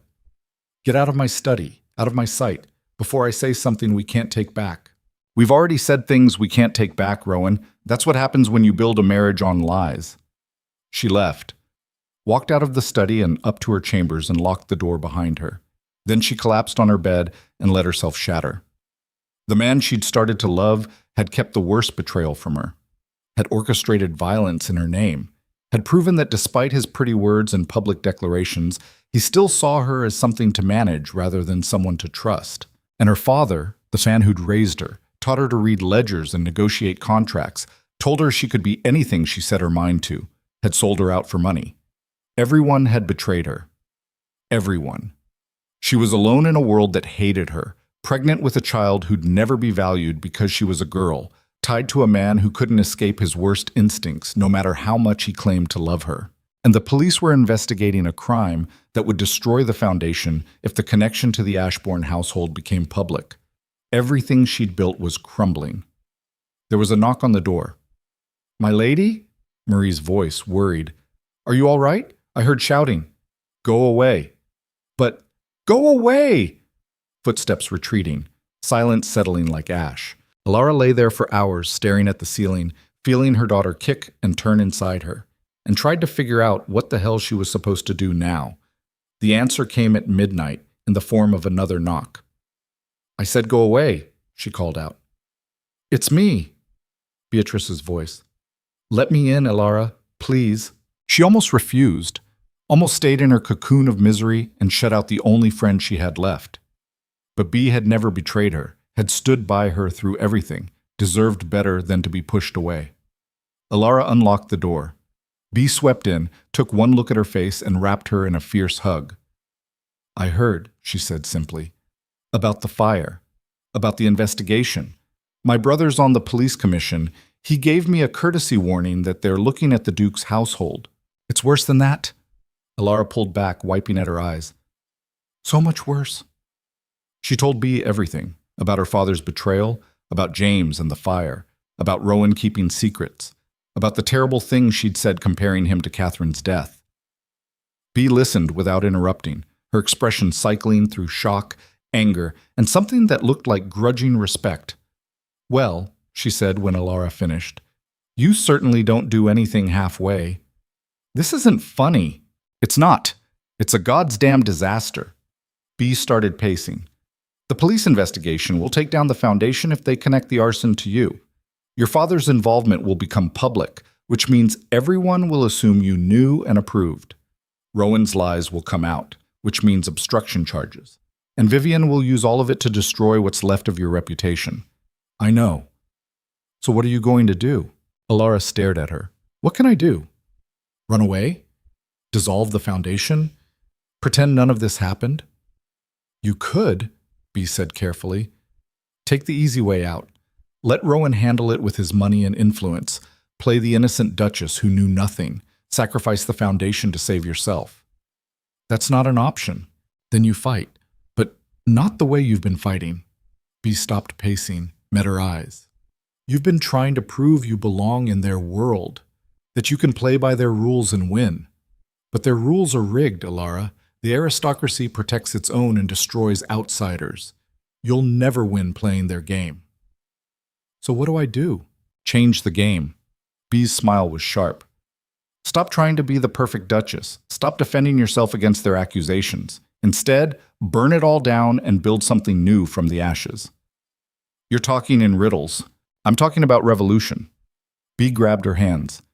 "You have evidence that one of London's most respected peers was taking bribes to destroy his own daughter, that Lady Vivian Harcourt was buying information to wage war on a woman whose only crime was marrying above her station, that the aristocracy is so threatened by women's education that they'll resort to criminal conspiracy to stop it. If I make that public, I destroy my father, my marriage, everything. Your father destroyed himself when he sold you out. Your marriage is already a wreck. Rowan proved that by keeping secrets and ordering violence. And everything you've built is doomed anyway if you don't take control of the narrative." Bea squeezed her hands. "You wanted to change the world, Elara. Here's your chance. But it means giving up on being accepted by them. It means choosing truth over belonging." Elara pulled away, moving to the window. Outside, London sprawled in darkness, thousands of lives tangled together in a web of power and money and secrets. Somewhere out there, her father was sleeping peacefully despite what he'd done. Vivian was planning her next attack. The police were building a case that would destroy innocent people along with the guilty. And here, in this beautiful prison of a house, Rowan was probably drowning in brandy and self-recrimination, still convinced he could fix everything if he just controlled the situation carefully enough. They were all trapped in cycles of their own making, her father in his debts, Vivian in her grief, Rowan in his fear. She could join them, could play her part in the tragedy, accept her role as victim or villain, let the story end the way these stories always ended. Or she could do what she told Vivian at the ball, refuse to let this world destroy her. "If I do this," Elara said slowly, "if I make everything public, there's no going back. My father will be ruined. Vivian will be exposed. The scandal will be enormous. Yes. Rowan will never forgive me. Probably not. The aristocracy will close ranks. I'll be completely ostracized. My daughter will grow up with a mother who's infamous, not respectable." True. Bea moved to stand beside her at the window. But she'll also grow up watching her mother refuse to be broken, watching her choose truth over comfort, courage over acceptance, watching her build something that matters even when the cost is everything. Elara pressed her hand to her belly, feeling her daughter move. What kind of world was she bringing this child into? What kind of mother did she want to be? The kind who disappeared, who accepted her place, who let powerful men make decisions while she smiled and stayed silent? Or the kind who fought, who spoke truth even when it cost everything, who built something worth inheriting even if it meant burning down the world she'd been trying to join? It wasn't really a choice at all. "Help me," Elara said, turning to Bea. "Help me figure out how to do this right. How to make sure the truth comes out without destroying innocent people. How to protect the foundation and the schools while exposing the rot underneath." Bea's smile was fierce and proud. "Now you're talking." They worked through the night, planning every detail. How to approach the newspapers with the evidence. How to time the revelations for maximum impact. How to protect the teachers and students from the fallout. How to ensure the foundation could survive independent of the Ashbourne name if necessary. By dawn, they had a plan that was either brilliant or suicidal, possibly both. "You're sure about this?" Bea asked as the sun rose over London. "Once you start, there's no stopping it." "I'm sure." Elara stood, her decision made. "I'm done letting other people write my story. Time to take control of the narrative." "What about Rowan?" "What about him?" The words came out harder than she intended. "He made his choices. I'm making mine." She spent the morning arranging meetings with journalists, carefully selected for their integrity and willingness to run controversial stories. She gave them copies of the evidence James had compiled, the letters from her father, the financial records showing Vivian's payments, everything that proved the conspiracy. "This will destroy your father," one journalist warned. "Your marriage, possibly your foundation." "I know," Elara said. "Print it anyway." By afternoon, the story was already spreading. Evening editions hit the streets with headlines that made her stomach turn. Duke's Duchess exposes aristocratic conspiracy. Lady Harcourt accused of criminal conspiracy against peer merchant millionaire sold-out own daughter for profit. The scandal exploded across London like a bomb. Elara was in the drawing room when Rowan burst in, a newspaper crumpled in his fist. "What the hell have you done?" he demanded. "What you should have done from the beginning." She set down her tea with steady hands, told the truth. "You've made public evidence that connects James to arson. That implicates this household in retaliation for a criminal conspiracy against me. Yes." She met his furious gaze without flinching. "I also made public that you lied to the police about James's whereabouts, which means you'll probably face obstruction charges. I'm sorry about that, but I couldn't protect you without sacrificing the truth." "You destroyed your own father. He destroyed himself when he betrayed me for money." Her voice was level, emotionless. She'd cried all her tears last night. Now there was only cold determination. "Everyone involved in this will face consequences, including you, including me. The foundation will survive or it won't. But at least it won't be built on lies anymore." She stood, facing him across the drawing room. "I gave you a chance, Rowan. I asked you to be honest, to trust me, to build something real. You chose secrets and violence instead. This is the consequence." "I was trying to protect you. I didn't ask for protection, I asked for partnership."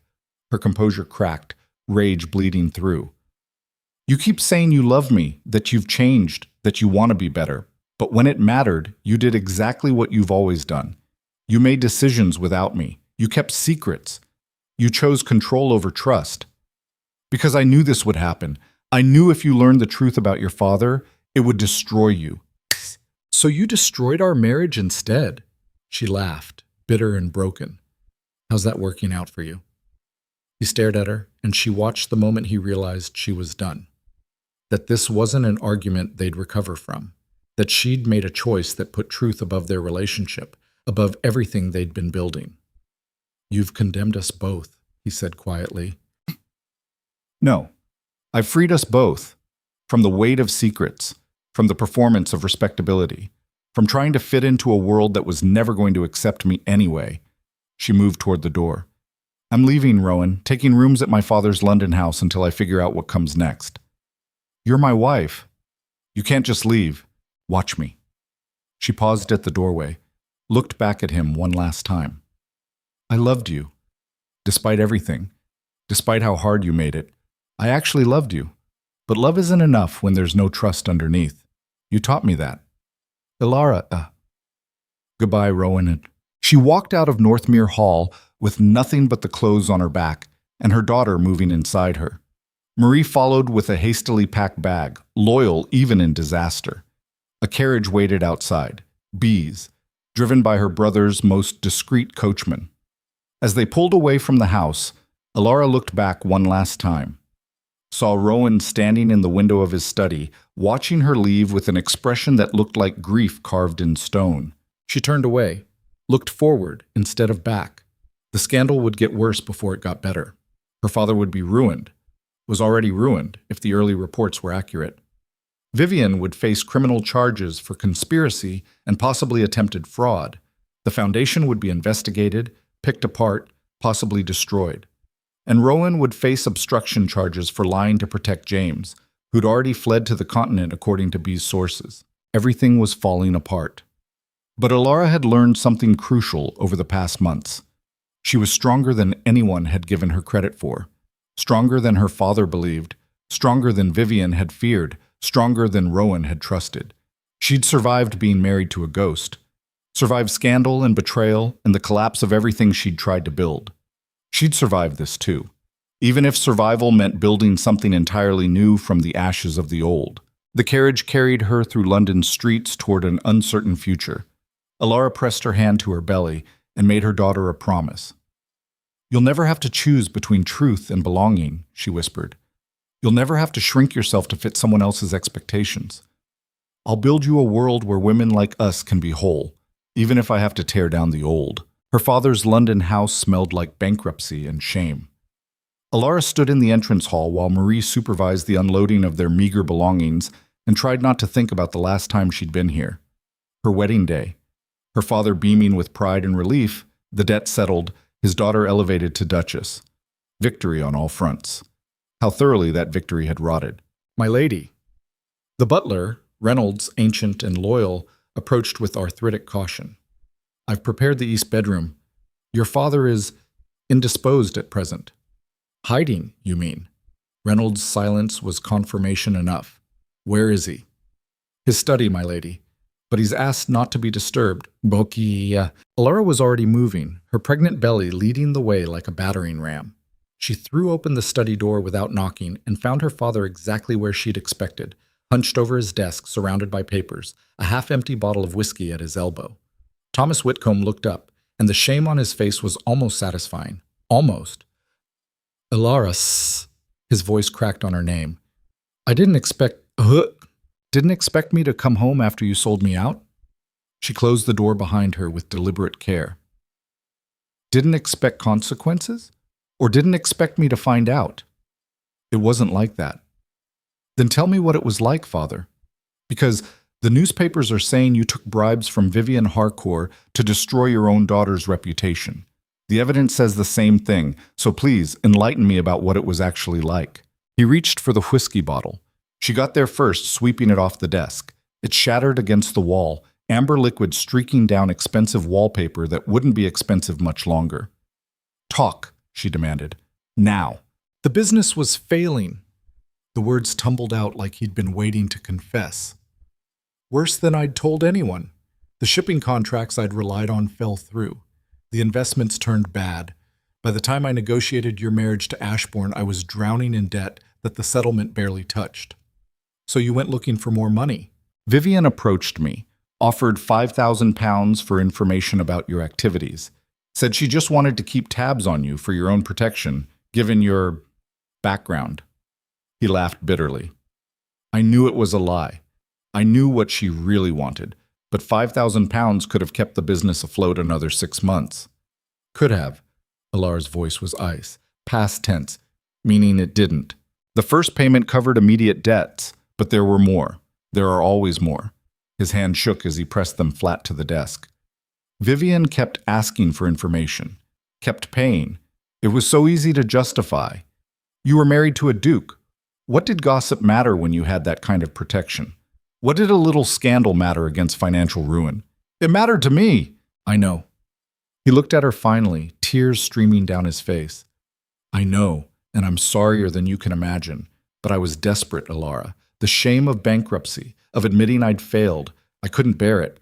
I thought if I could just survive a little longer, find a way to recover. You thought your pride was worth more than my life.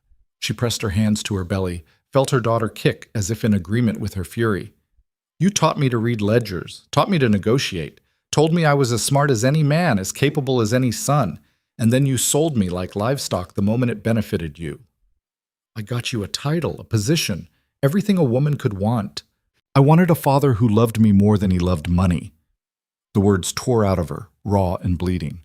I wanted a parent who would protect me instead of throwing me to the wolves for £5,000. He flinched like she'd struck him. What do you want from me? You've already destroyed me. The scandal is public. The business is finished. I'll be bankrupt within the week, prosecuted within the month. You've had your revenge. This isn't revenge. This is consequences. She moved closer to the desk, looming over him despite her condition. You made choices, Father. Every time you took Vivian's money, every time you fed her information about my schedule, my meetings, my private conversations, those were choices. Now you live with them. And you're so righteous in your judgment. Anger flickered in his eyes, cutting through the shame. You, who married for money just like I bargained you off for it. You, who play at being a duchess while slumming with charity work to soothe your conscience. Don't pretend you're better than me, Elara. We're cut from the same cloth. No. The word was absolute. We're not.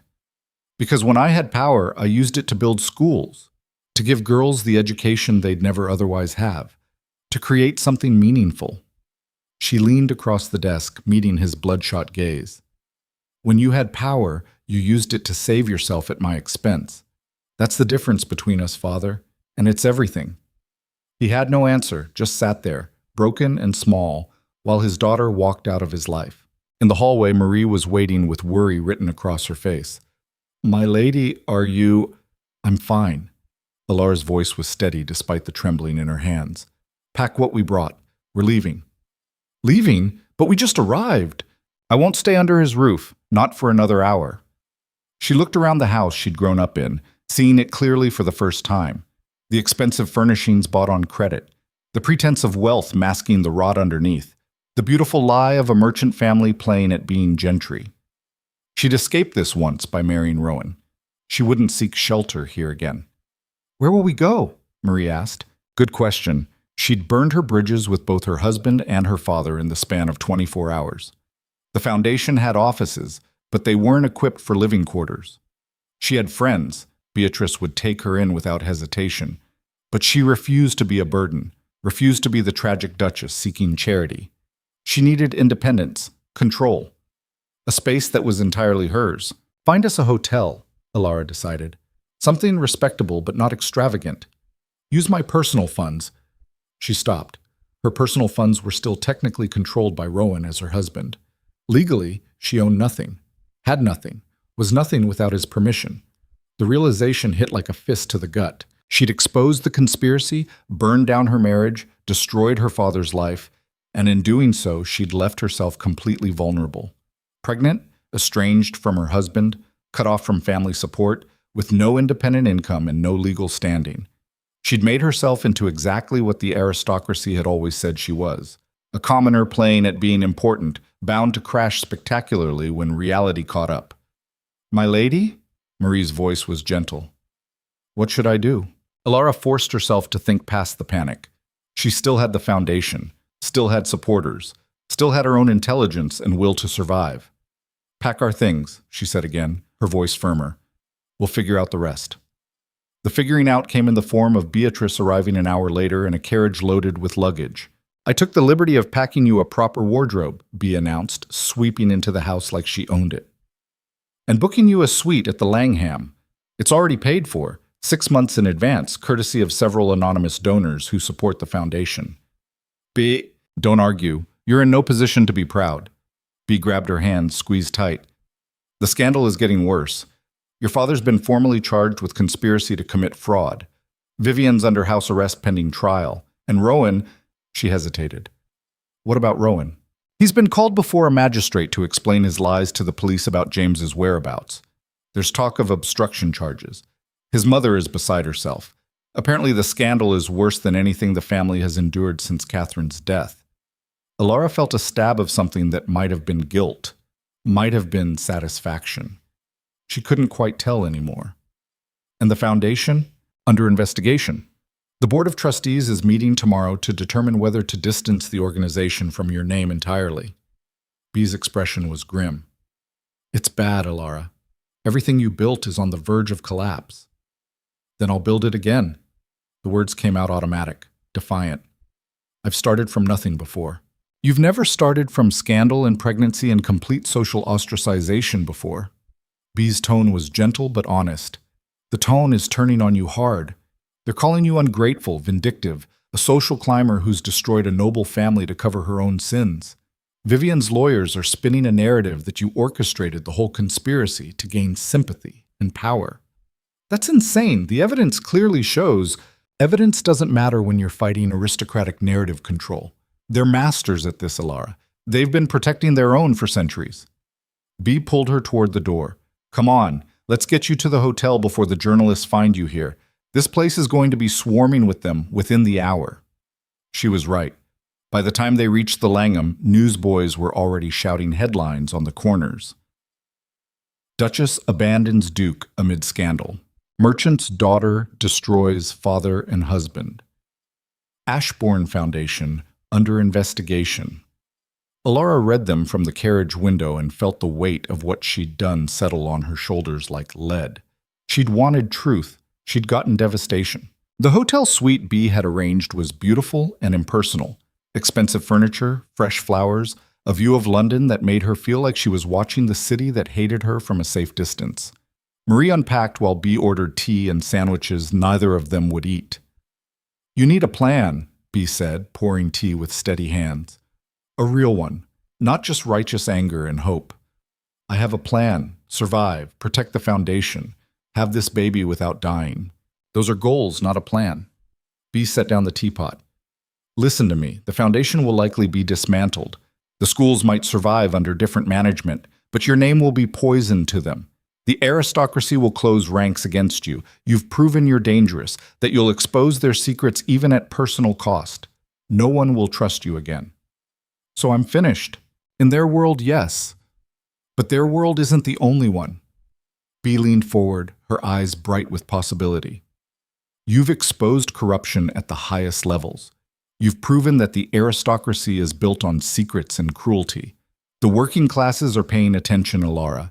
The reform movements, the suffragists, the people who've been fighting for change and getting crushed by the very power structures you just damaged." "What are you saying?" "I'm saying you've accidentally become a revolutionary. And if you're smart, you'll lean into it." Bea pulled out a newspaper, not a scandal sheet, but a progressive publication Elara had never heard of. "Look at this. Duchess chooses truth over tyranny. Merchant's daughter exposes aristocratic corruption. You're a hero to people who've never had one before." Elara scanned the article, her heart pounding. It was true. The working class papers were celebrating her as a symbol of resistance, a woman who'd infiltrated the nobility and exposed their rot from within. "They think I planned this," she said slowly. "They think I married Rowan specifically to bring down the aristocracy. Does it matter what they think, as long as they're willing to support you? Bee's smile was sharp. You wanted to change the world. You wanted to build something that mattered. This is your chance, not as a duchess playing at charity, as a leader of an actual movement. I don't know how to lead a movement. You built a foundation from nothing while fighting scandal and pregnancy. I think you'll figure it out. Bee stood, pulled Elara to her feet. But first you need to make a decision. Are you done fighting, ready to disappear like Rowan originally wanted? Or are you going to use this momentum to build something even bigger? Elara looked out the window at London sprawling below. Somewhere out there, girls were attending the schools she'd founded, learning mathematics and literature instead of just needlework. Somewhere, women were reading about her scandal and thinking maybe, just maybe, they didn't have to accept their assigned roles either.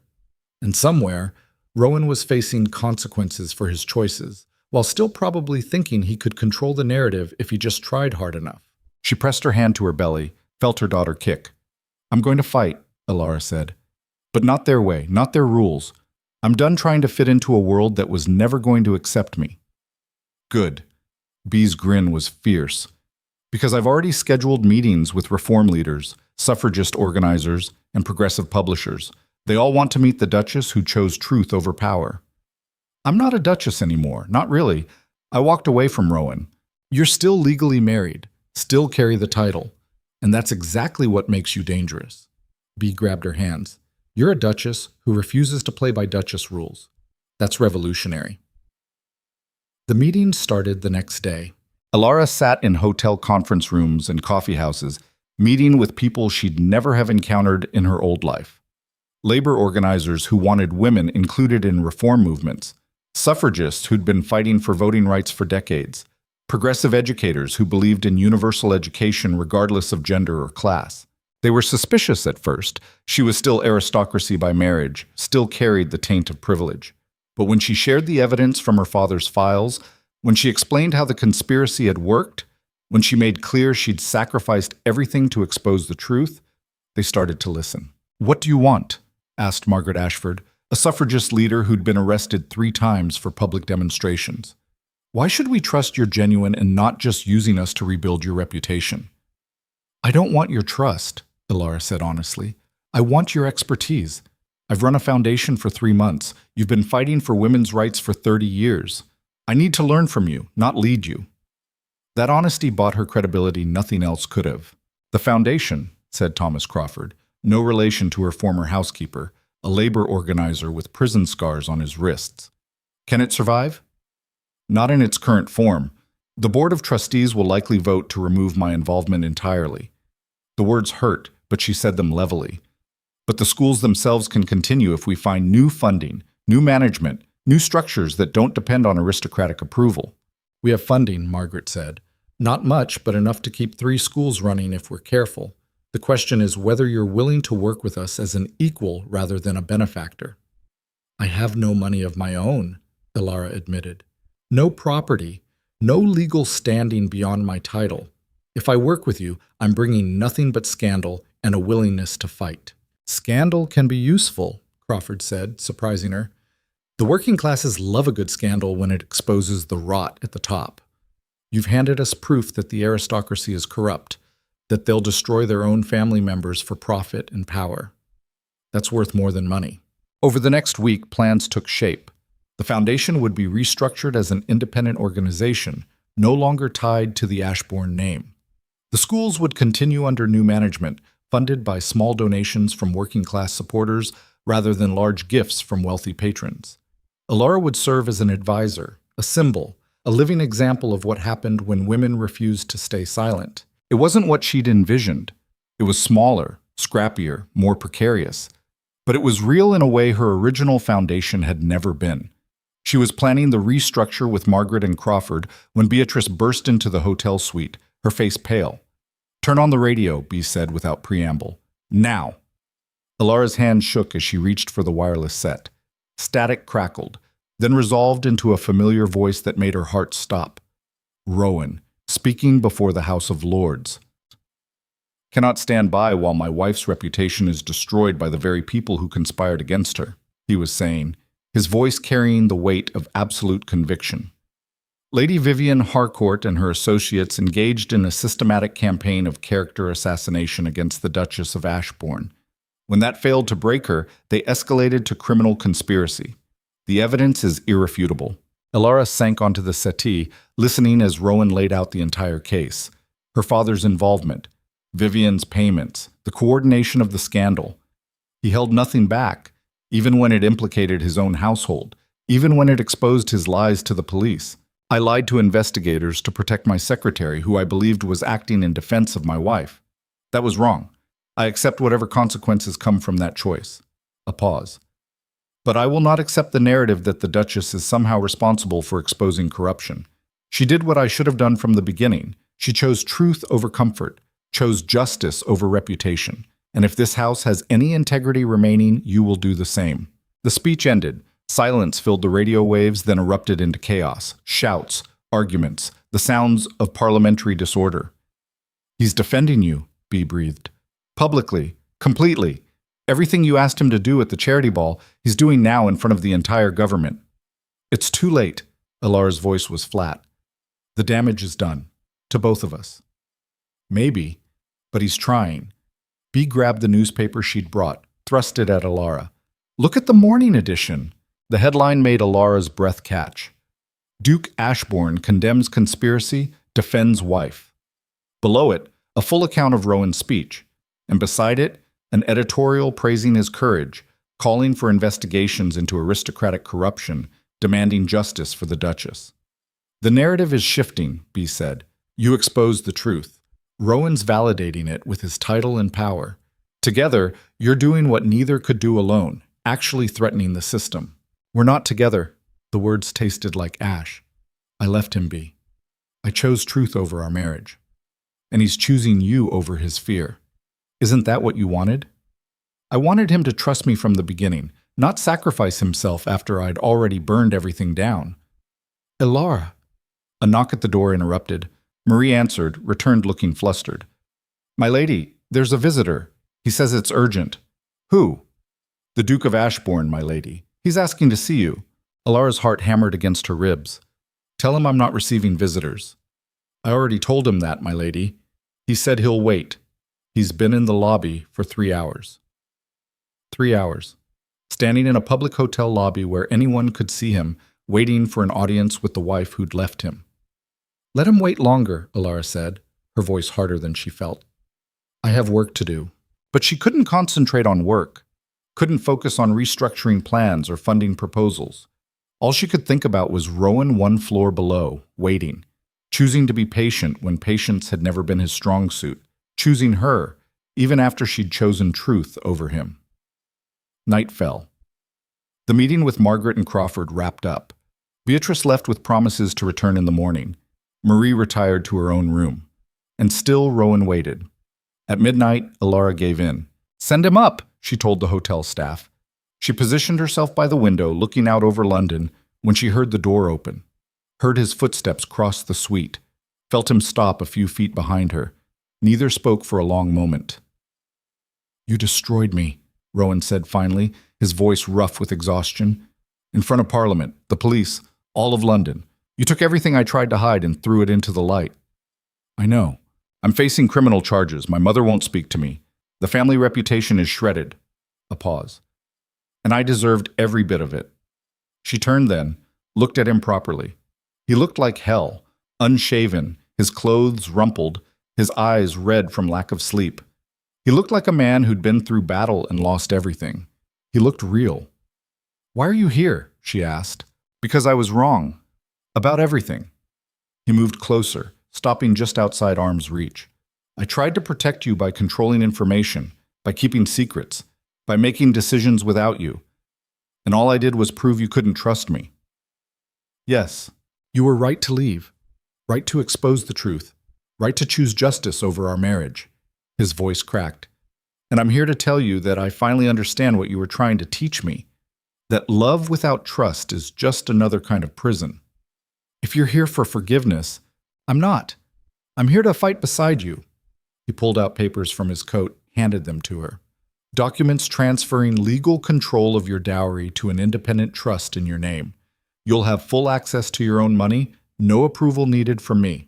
She stared at the papers, barely comprehending. Why would you do this? Because you were right about that too. I've been treating you like property instead of a partner. He pulled out more papers. These are from my solicitor. A formal separation agreement, if you want it. You keep the title, keep access to funds, keep complete independence. I won't contest it. You're giving me everything I need to leave you permanently. Yes. His eyes were steady on hers. Because I love you enough to let you go if that's what you need. But I'm hoping... His voice broke. I'm hoping you'll let me try again. Not as your husband who controls you, as your partner who trusts you. Elara looked at the papers in her hands, at the man in front of her, at the choice laid out so clearly. Freedom or partnership. Independence or the risk of trying again. The foundation is being restructured, she heard herself say. Removed from aristocratic control. Funded by working-class donations. I'll be working with suffragists and labor organizers, people your world considers dangerous radicals. Good. They're the ones actually trying to change things. Your mother will have an apoplectic fit. My mother can join the queue of people furious with me. A ghost of a smile touched his lips. I'm done caring what the aristocracy thinks. They've proven they're built on corruption and cruelty. Let them burn. You're talking about destroying your own class. I'm talking about choosing the right side of history. He reached for her hand, hesitated. May I? She let him take her hand, felt his fingers lace through hers. I can't promise I won't make mistakes, he said quietly. I've spent 32 years learning to be the wrong kind of man. Breaking those habits will take time. I don't have time. This baby is coming in 3 months, and I need to know if I'm doing it alone or with a partner who actually trusts me. Then let me prove it, starting now. He squeezed her hand. What do you need? The question was so simple, so fundamental, not what he thought she should have, not what he'd decided to give her, what she actually needed. I need you to show up, she said, to the restructure meetings, the planning sessions, the work of actually building something that helps people instead of just looking good on paper. Done. I need you to stand beside me when the aristocracy tears us both apart for fraternizing with radicals. I just did that in Parliament. I'll do it every day if necessary. I need you to let me make my own decisions, even when you think they're wrong, even when they scare you. That one's harder. His honesty was raw. But I'll try. Every day, I'll try. She studied his face, looking for deception, for the control that had always lurked beneath his prettiest words. Found only exhaustion and determination and something that looked like hope barely daring to exist. One mistake, she said. One lie. One secret, one decision made without me. That's all you get, Rowan. One. And we're done. Understood. I mean it. No second chances after this. No forgiveness for backsliding. You're either all in or you're out. I'm all in. He raised her hand to his lips, pressed a kiss to her knuckles. Whatever it takes, however long it takes, I'm all in. She wanted to believe him, wanted to trust that this time would be different, that he'd actually changed. But she'd been burned before, had learned the hard way that pretty words meant nothing without action to back them up. Prove it, she said. Starting tomorrow. Meeting with Margaret Ashford at 9, labor organizers at 11, planning session for school restructure at 2. Show up to all of it. I'll be there. They stood in the lamplight, hands joined, the city sprawling below them. Elara felt her daughter kick, strong and insistent, demanding space in a world that didn't want to give it to her. Like mother, like daughter. This won't be easy, she warned. What we're building, the people we're fighting, the system we're trying to change. Nothing worthwhile is easy. We might fail. Probably will fail, if I'm honest. Then we'll fail together and try again. His free hand came up to cup her cheek, gentle and reverent. I'm done running, Elara. From you. From the truth. From the possibility that we might actually build something beautiful from all this wreckage. She leaned into his touch, despite her better judgment, let herself feel the warmth of him, the solidity. Let herself imagine what it might be like if he actually kept his promises this time. Don't make me regret this, she whispered. I won't. I swear on everything I have left. I won't. He kissed her then, soft and seeking, asking rather than demanding. She kissed him back, tasting salt and hope and the terrible fragility of trying again. When they finally broke apart, both breathing hard, reality reasserted itself. "I'm still staying here," she said. "Not coming back to Northmere Hall until I'm sure this is real." "I understand." "And you're sleeping on the settee tonight, not in my bed." "Also fair." "And tomorrow, you're meeting with my new colleagues, and you're going to listen more than you talk, and you're going to accept that they know more about this work than you do." "Yes, Your Grace." The title, said with affection instead of distance, made her breath catch. She'd forgotten what it felt like to have him on her side instead of in her way. "Don't screw this up," she said, one more warning. "I won't." His smile was small but genuine. "I love you too much to screw this up again." Morning came too fast. Elara woke to find Rowan already dressed, reviewing notes she'd left out about the Foundation restructure. He looked up when she emerged from the bedroom, offered coffee without commentary. A small thing, but it mattered. They ate breakfast in relative silence, the weight of everything unsaid pressing down on them. At 8:30, there was a knock at the door. Beatrice swept in, stopped short when she saw Rowan. "Well," she said, "this is unexpected." "B," Rowan acknowledged. "I'm joining the restructure efforts, if that's acceptable to you and the other organizers." B looked at Elara, eyebrows raised in question. Elara nodded. "All right then." B's smile was sharp. "But you're entering our world now, Your Grace, which means you follow our rules, not aristocratic ones. No pulling rank, no making decisions without consensus, no falling back on title when things get difficult." "Understood." "Good. Because Margaret Ashford doesn't tolerate nobility nonsense, and she'll eat you alive if you try it." She wasn't exaggerating. Margaret Ashford was a force of nature, 60 years old, gray-haired, with eyes like steel and a tongue that could flay skin. She took one look at Rowan and dismissed him entirely. "Sit in the corner," she told him. "Don't speak unless spoken to. This meeting is about real work, not aristocratic posturing." To Elara's shock, Rowan did exactly that. Sat in the corner, stayed quiet, and listened while Margaret and the other organizers tore apart the Foundation's original structure and rebuilt it into something leaner, harder, more resilient. "Aristocratic charity is about making the wealthy feel good while maintaining power structures," Margaret said, her voice cutting through the room. "We're building something different. Education as liberation, knowledge as power, skills that let women survive without needing to marry or serve." "That's what I wanted from the beginning," Elara said. "I just didn't have the framework to make it real. You had the resources, but not the vision.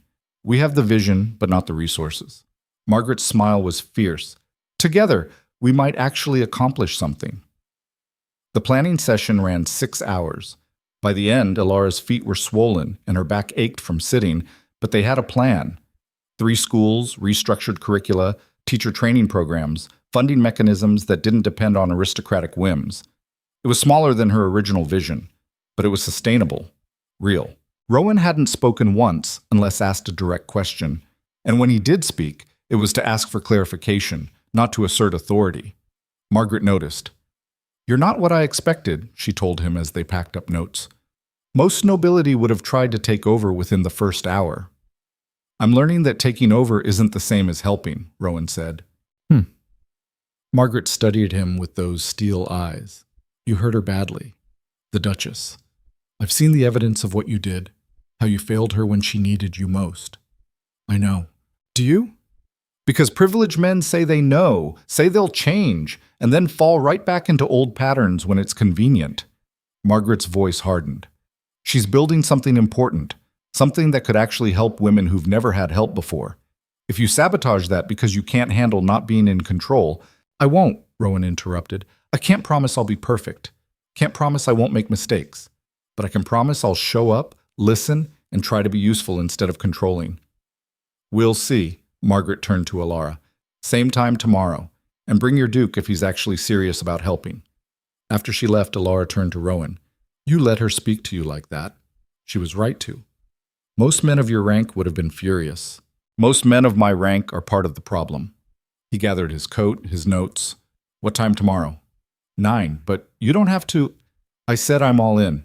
That includes showing up even when it's uncomfortable." He paused at the door.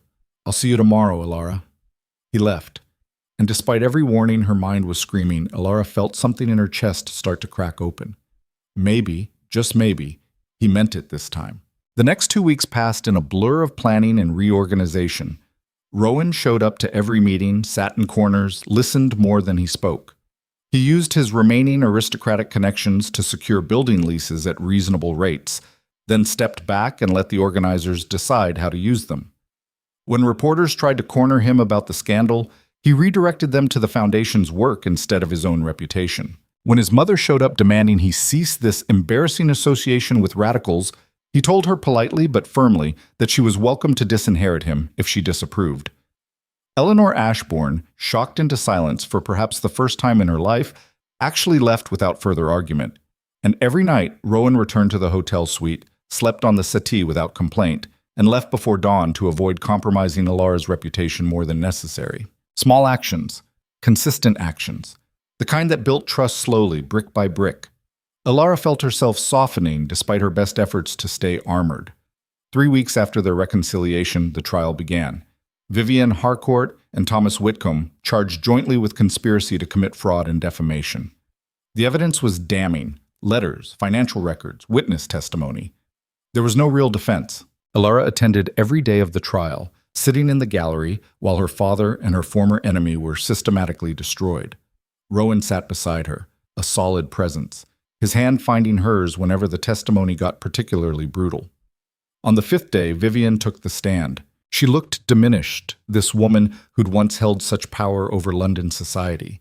Her beauty was still there, but hollowed out by stress and impending consequences.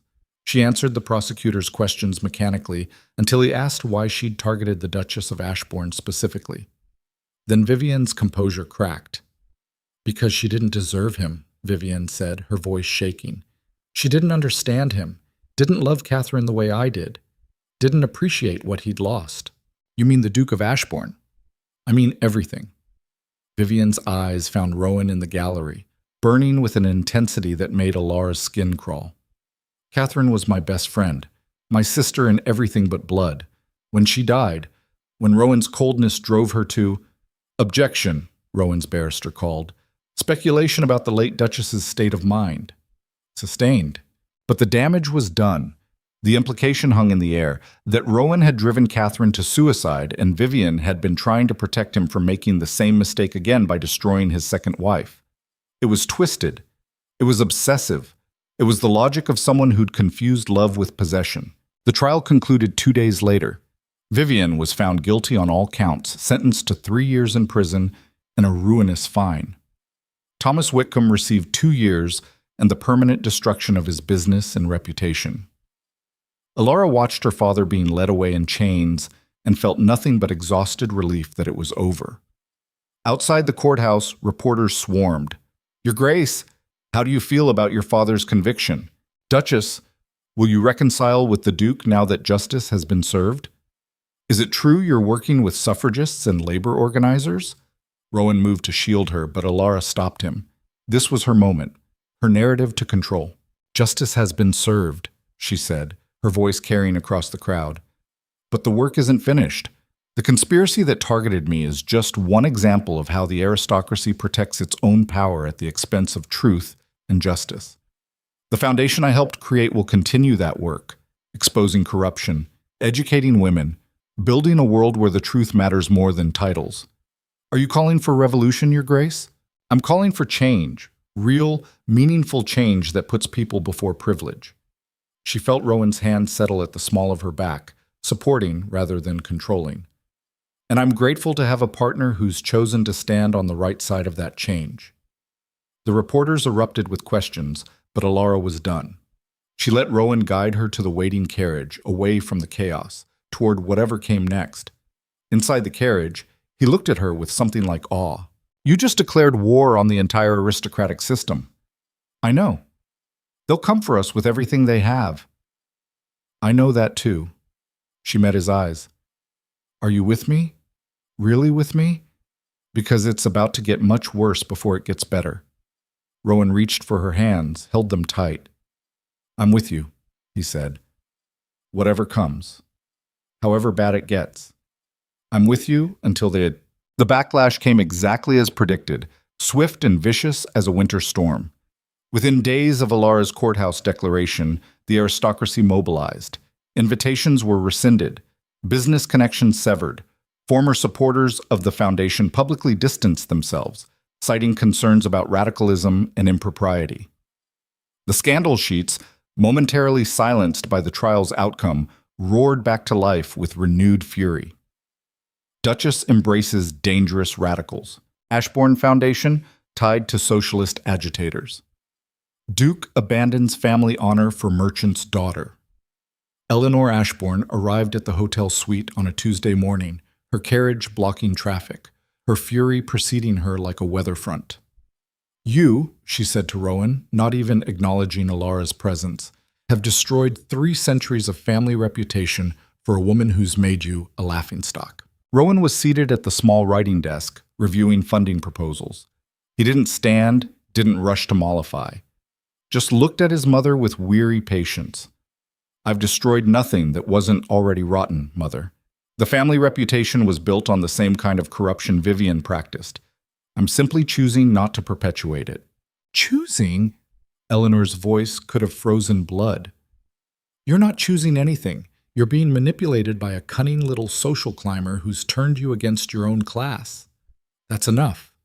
Elara stood from where she'd been reviewing budgets, her pregnant belly leading like a declaration of war. "You will not speak about me as though I'm not in the room.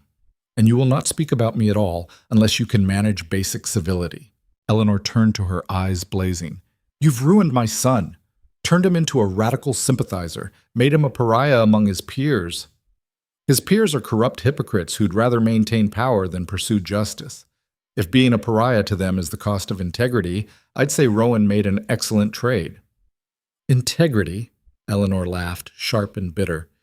"You speak of integrity while you've destroyed your own father, burned down your marriage, and dragged the Ashbourne name through mud." "I exposed criminals, including my father, including the woman you all protected because she was one of you." Elara moved closer, refusing to be intimidated. The Ashbourne name survived Catherine's suicide. It survived Rowan's grief. It will survive truth. Eleanor flinched at the mention of Catherine, her composure cracking for just a moment. "Catherine was fragile, sensitive. Nothing like you." "No, I'm not fragile. I don't break when powerful people try to crush me. Maybe that's exactly what this family needed." "What this family needs," Eleanor said, her voice dropping to something dangerous, "is an heir who won't be raised by a mother who consorts with revolutionaries and suffragists. When that child is born, I'll see to it that proper arrangements are made for her upbringing."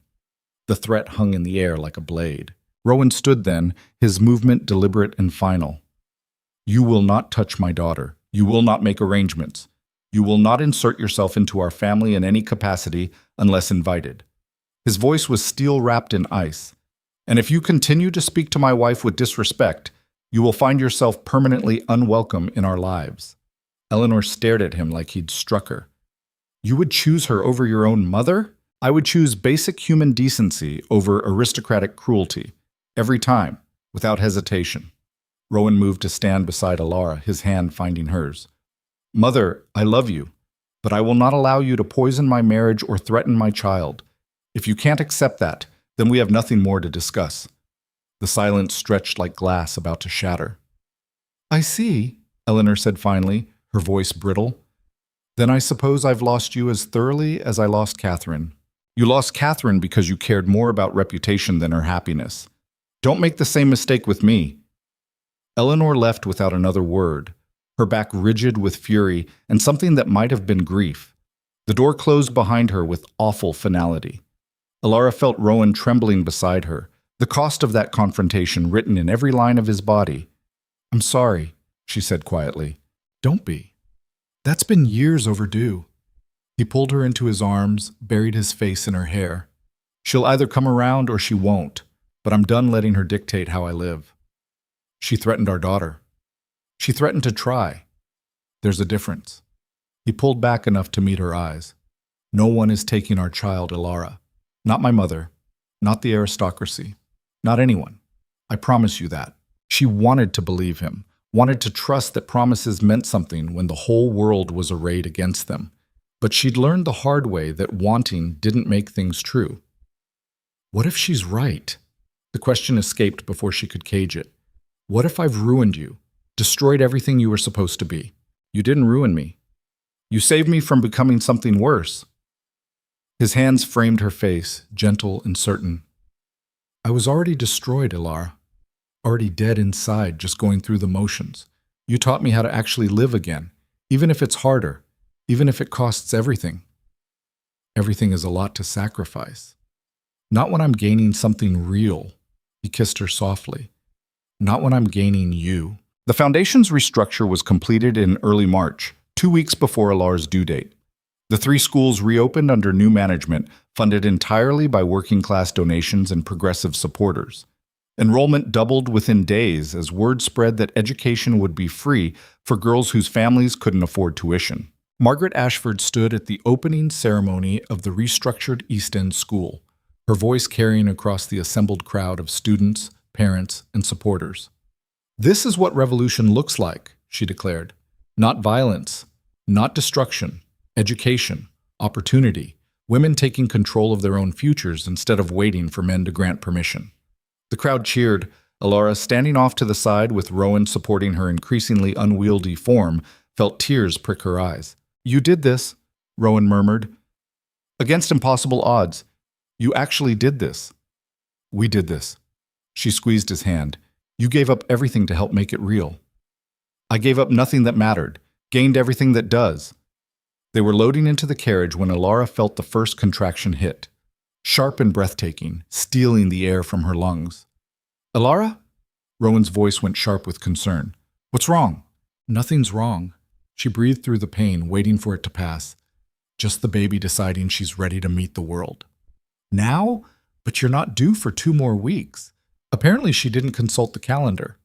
Another contraction, stronger this time. "We need to get to the hospital. Now." The next 18 hours were a blur of pain and effort, and the peculiar terror of bringing life into a world that wasn't ready to welcome it.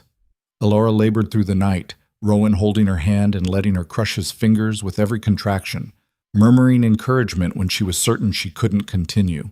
"You fought aristocrats and conspirators and the entire social order," he told her somewhere around hour 12 when she was crying from exhaustion and pain. "You can fight this too." "This is different," she gasped between contractions. "This is impossible." "You've made a career of the impossible. Don't stop now." The baby arrived at dawn, screaming her fury at being expelled from warmth into cold reality. The midwife placed her on Elara's chest, tiny, perfect, covered in the evidence of birth, and Elara felt everything else in the world narrow to this one fierce creature. "She's beautiful," Rowan breathed, his voice breaking. "She's absolutely perfect." "She's angry," Elara laughed through her tears. "Listen to those lungs." "She's yours." "Of course she's angry." He kissed Elara's forehead, his hand gentle on their daughter's dark hair. "What should we name her?"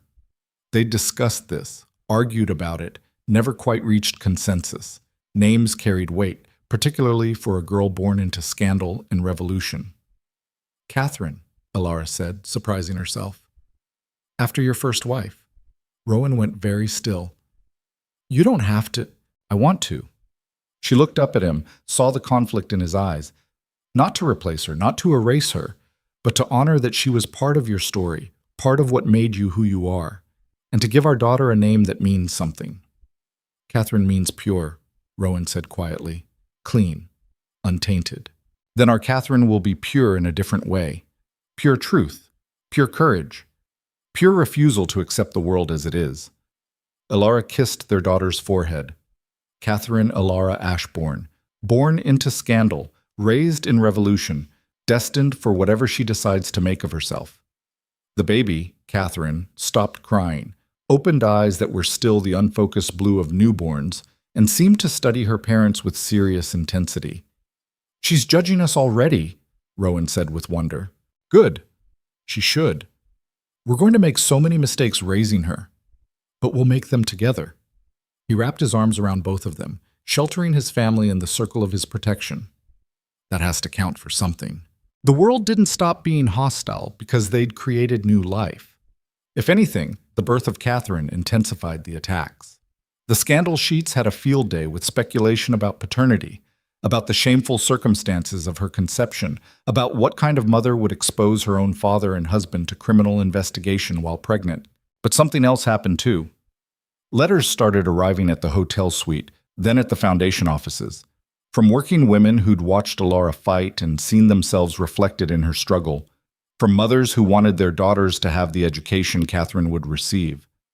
From women across England and beyond who'd never had a voice, never had power, suddenly seeing possibility in this duchess who'd refused to disappear.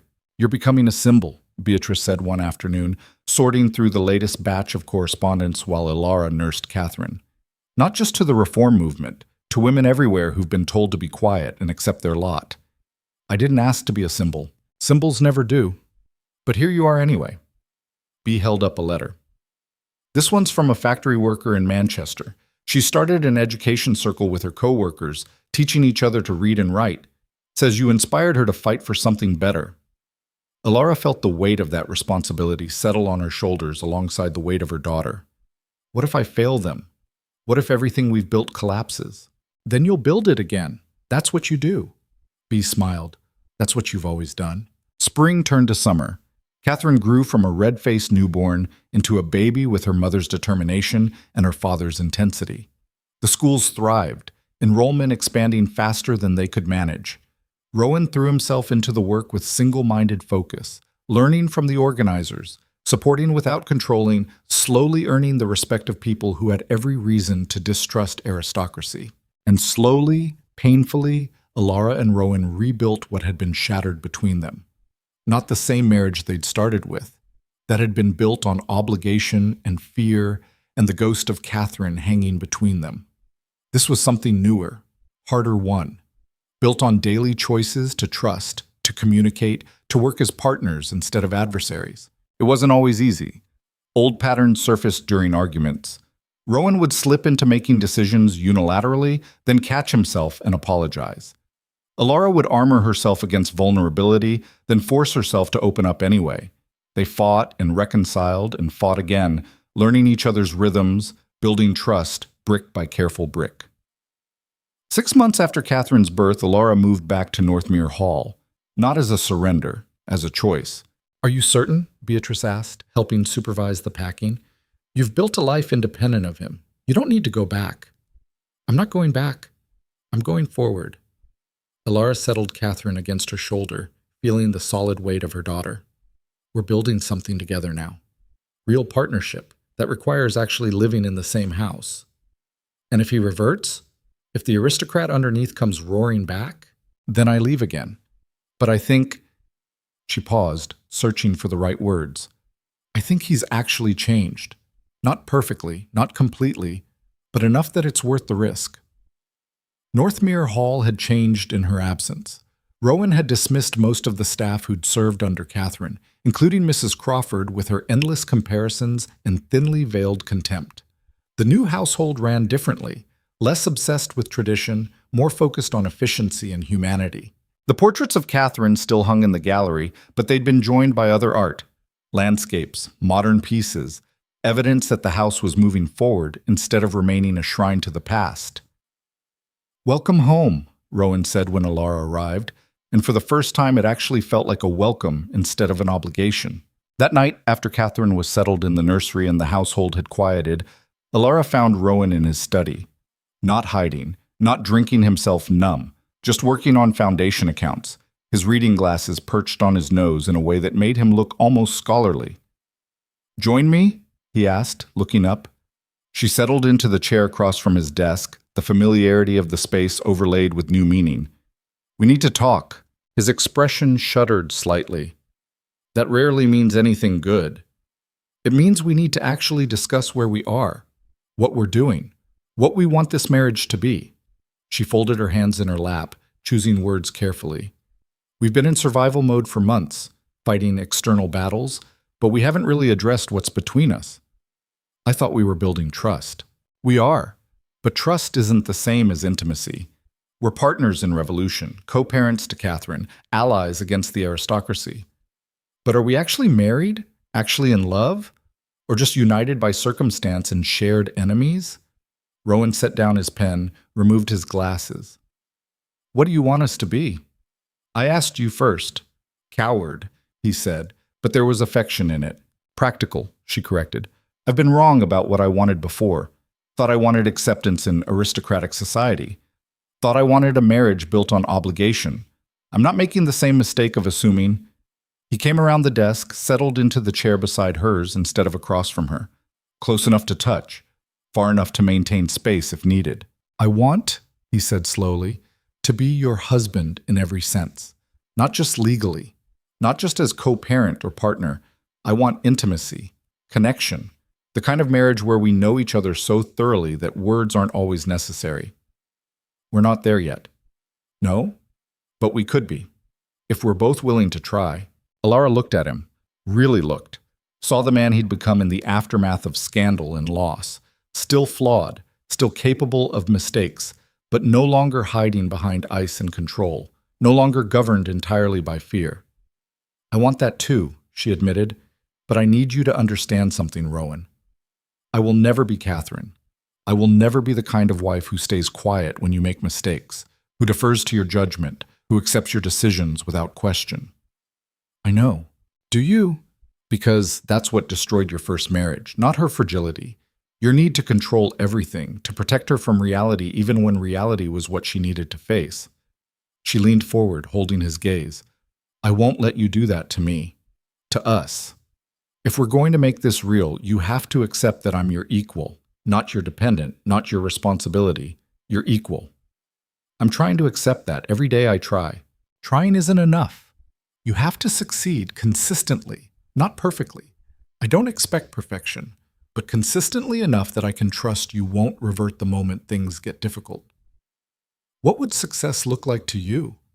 The question was so simple, so direct, so unlike the evasions he'd relied on in their early marriage. Honestly, she thought about it. Success looks like you including me in decisions that affect us both. Asking my opinion instead of assuming you know better. Trusting me to handle difficult information instead of trying to protect me from it. Seeing me as capable instead of fragile. And on my side, what do I get to ask from you? Ask. He reached for her hand, laced their fingers together. Stop armoring yourself against me. Stop assuming the worst. When I make a mistake, and I will, give me the chance to correct it instead of immediately building walls.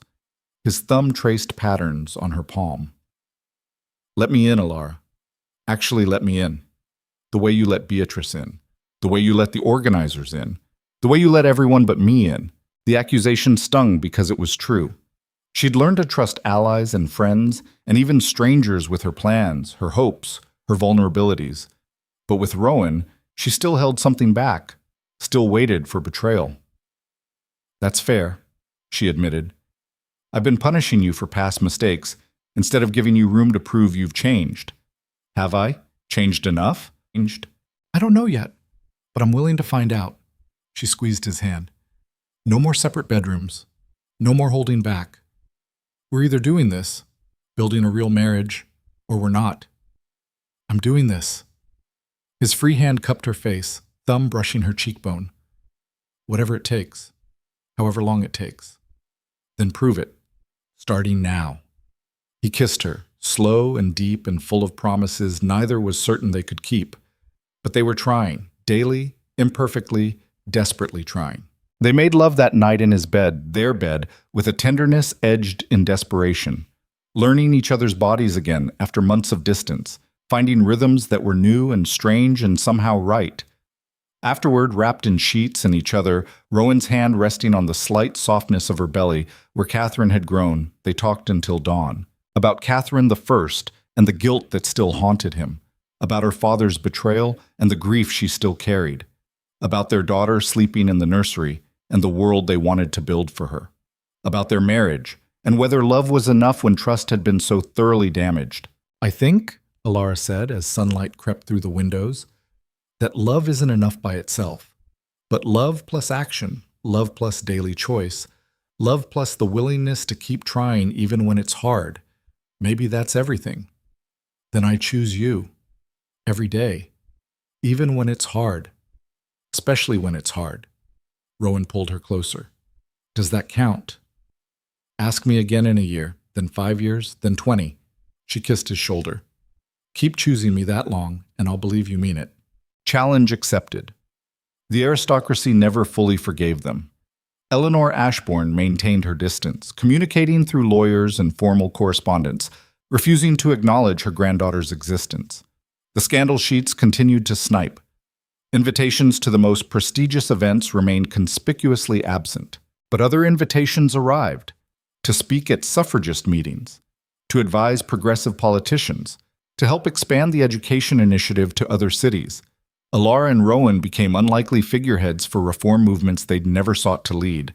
Their scandal transformed into proof that the old order could be challenged. The foundation grew. By Catherine's first birthday, there were 8 schools across England. By her second, 15. The curriculum evolved, incorporating not just traditional academics but practical skills, business mathematics, contract law, public speaking. Everything women needed to survive and thrive without depending on men's permission. You're creating an army, Margaret Ashford said with satisfaction, reviewing enrollment figures. An army of educated, capable women who won't accept the world as it is. Good, Elara said, bouncing Catherine on her hip, while the toddler grabbed for papers. The world needs an army like that. On Catherine's 3rd birthday, Eleanor Ashbourne appeared unannounced at Northmere Hall. Elara answered the door herself, having dismissed most of the formal staff in favor of a smaller, more egalitarian household. Eleanor, not mother, not your grace, just the woman's name, stripped of titles and pretense. I came to meet my granddaughter. Eleanor's voice was stiff, her posture rigid. If that's permitted, Elara studied the woman who'd threatened her child, who'd condemned her choices, who'd chosen reputation over family, saw beneath the armor to something that looked like regret barely acknowledged. Come in. They had tea in the drawing room, Catherine playing on the floor between them with blocks, building towers and knocking them down with gleeful destruction. Eleanor watched her granddaughter with hunger and distance warring in her expression. She looks like Rowan did at that age, Eleanor said finally. Stubborn, determined, certain she knows exactly what she wants. She's 3. She wants whatever she can't have. Elara poured tea with steady hands. Why are you here, Eleanor? Because I've lost too much to pride already. The admission seemed to cost her something. I lost Catherine to her demons and my own rigidity. I nearly lost Rowan to the same. I won't lose my granddaughter to my inability to adapt. This isn't about adapting. This is about accepting that your son chose a different path than you wanted for him. I know. Eleanor set down her teacup with careful precision. I know, and I hate it, and I'm still not certain you're good for him. But he's happier than I've seen him since before Catherine died. The foundation is doing actual good in the world. And that child, she looked at Catherine, that child deserves to know her grandmother, even if her grandmother is a stubborn old woman who doesn't know when to surrender. This isn't surrender. This is evolution. Same thing from where I'm sitting. Eleanor met Elara's eyes.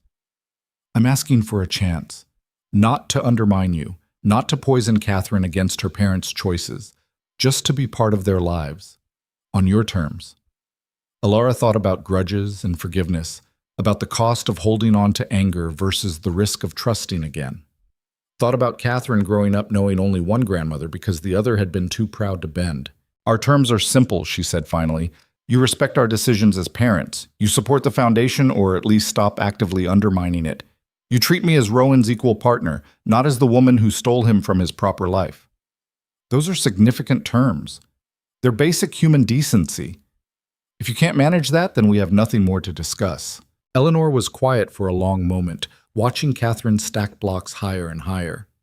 I can manage it, or I'll try to manage it. That's all I can promise. Trying is enough. For now.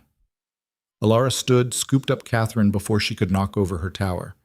Catherine, this is your grandmother Eleanor. Can you say hello? Catherine regarded Eleanor with serious dark eyes, then held out a block. Build. Eleanor's laugh was surprised and genuine. Demanding little thing, isn't she? She's mine. Of course she is. Elara set Catherine down, watched her toddle to Eleanor with the confidence of someone who'd never learned to fear powerful people. They built towers together, 3 generations of women navigating complicated legacies, while Rowan watched from the doorway with something like hope softening his expression. The world continued changing, slowly and imperfectly. The foundation expanded to 20 schools, then 30. Women graduated with real skills, real education, and went on to become teachers, business owners, political agitators. The aristocracy fought back, of course. There were legal challenges, funding battles, constant pressure to conform or collapse. But the foundation survived because it wasn't built on aristocratic whims anymore.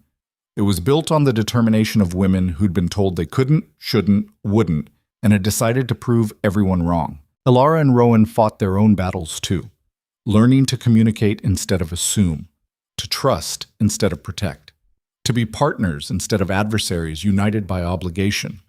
It wasn't always easy. Old patterns surfaced during stress, but they kept choosing each other, kept trying, kept building something real from the wreckage of what they'd started with. Catherine grew into a force of nature, brilliant and stubborn and absolutely certain she could do anything her mind conceived. At 5, she announced she wanted to attend her mother's schools. At 7, she was helping teach younger girls their letters. At 10, she was organizing protests when the local government tried to shut down the East End school. "She's terrifying," Rowan said with pride. Watching their daughter argue with a city councilman twice her age and win through sheer force of logic and will. "She's ours," Elara corrected. "Of course she's terrifying." On their 15th wedding anniversary, Elara stood in the conservatory where Rowan had first promised to try, to change, to be better. The orchids Catherine I had loved still bloomed there, but they'd been joined by other flowers, wild flowers Catherine II had planted, roses Elara had chosen, evidence of layers of life and love growing together. "You're thinking too hard," Rowan said, appearing behind her with 2 glasses of wine. "I can hear it from across the house. I'm thinking about that first night here, when you asked me what I needed and I told you to stop punishing me for not being her. And I did stop. Eventually, with significant prompting and multiple failures along the way." "You did." She accepted the wine, leaned back against him. "Do you still miss her, Catherine?" "Yes." The honesty was immediate. "But differently now. I miss who she was before the darkness took her. I grieve what we could have been if we'd both been healthier. But I'm not haunted anymore." "What changed?" "You." He kissed the top of her head. "You taught me that loving someone who's gone doesn't mean I can't love someone who's here, that past and present can coexist without destroying each other." Very philosophical for a man who once told me to produce an heir and disappear. That man was an idiot. That man was in pain and didn't know how to heal. She turned in his arms, studied his face. 15 years of marriage had added lines around his eyes, silver to his temples, had softened some edges while sharpening others. "Do you regret it? Any of it?" "I regret hurting you, doubting you, letting fear govern me for so long." He cupped her face in his hands. "But I don't regret where we ended up. This marriage, our daughter, the work we're doing, the life we've built from scandal and struggle. Even though we're still outcasts, even though the aristocracy still whispers, especially because of that, we're building something better than what we left behind." He kissed her softly. "We're building something worth inheriting." From somewhere in the house, Catherine's voice rang out, calling for her parents to settle some dispute with Eleanor about appropriate behavior for young ladies. The argument sounded fierce and funny in equal measure. "She's your daughter," Rowan said. "She's our daughter, stubborn from you, unwilling to disappear from me." They left the conservatory together, walking toward the sounds of family and argument and life continuing in all its messy glory. The scandal that had nearly destroyed them had transformed into something else entirely, proof that truth mattered more than reputation, that courage mattered more than conformity, that love mattered more than fear. The Duchess who'd been told to disappear had become the woman who refused to be erased. The Duke who'd been governed by grief had become the man who chose growth over safety. And together, they'd built something neither could have created alone. Something real. Something lasting. Something worth fighting for. Outside, London continued its evolution. Slower than the revolutionaries wanted, faster than the aristocrats could prevent. The foundation schools lit like beacons across the city, each one a promise that women's minds mattered, that education was liberation, that the future belonged to those brave enough to build it. And in Northmere Hall, among the orchids and roses and wildflowers growing together in the conservatory, Two people who'd started as strangers bound by obligation had become partners bound by choice. They'd chosen each other every day for 15 years. Through scandal and struggle, betrayal and reconciliation, the daily work of building trust from broken pieces. They'd chosen each other, and in doing so had chosen to become better versions of themselves. That night, after Catherine was finally asleep and Eleanor had returned to her own residence and the house had settled into quiet, Elara and Rowan lay in their bed and talked about everything and nothing. About Catherine's latest scheme to expand the schools to Scotland. About funding challenges. About the grey in Rowan's hair that he pretended not to notice. About the laugh lines around Elara's eyes that proved joy was possible even after devastation. "Do you think we did it right?" Elara asked into the darkness. "The marriage? The foundation? Catherine." "I think we did it honestly. That's better than right." "Very diplomatic." "Very true." He pulled her closer. "We made mistakes. We'll make more. But we did it together, and we never stopped trying to be better. That has to count for something." "It counts for everything." She fell asleep in his arms, secure in the knowledge that tomorrow would bring new challenges, new battles, new opportunities to prove themselves. But they'd face it together, as equals, as partners, as two people who'd learned that love without trust was just another kind of prison. But love with trust, love with daily choice, love with the willingness to keep trying even when it hurt, was revolutionary. The Duchess who'd refused to disappear had changed the world, one school at a time, one fight at a time, one choice at a time. And the Duke who'd learned to love again had become the partner she'd needed all along. They'd started with a transaction, they'd ended with a revolution. And in between, they'd built something beautiful from the wreckage, something real, something lasting. Something worth every sacrifice it had cost to create. Nkis. Years later, when historians wrote about the women's education movement in England, they'd point to the Ashbourne Foundation as a turning point, the moment when aristocratic charity transformed into genuine revolution, when women stopped asking for permission and started building their own futures. They'd write about the Duchess who'd exposed corruption, who'd chosen truth over acceptance, who'd refused to disappear even when disappearing would have been easier. And they'd write about the Duke who'd learned that love meant trust, that partnership meant equality, that real power came from building people up rather than holding them down. But the historians would miss the small moments, the daily choices, the quiet courage of trying again after failure, the revolutionary act of two people learning to trust each other when trust had been shattered. They'd miss the heart of it. But Elara and Rowan knew. Every time they looked at Catherine, now grown and running the foundation with the same fierce determination her mother had shown.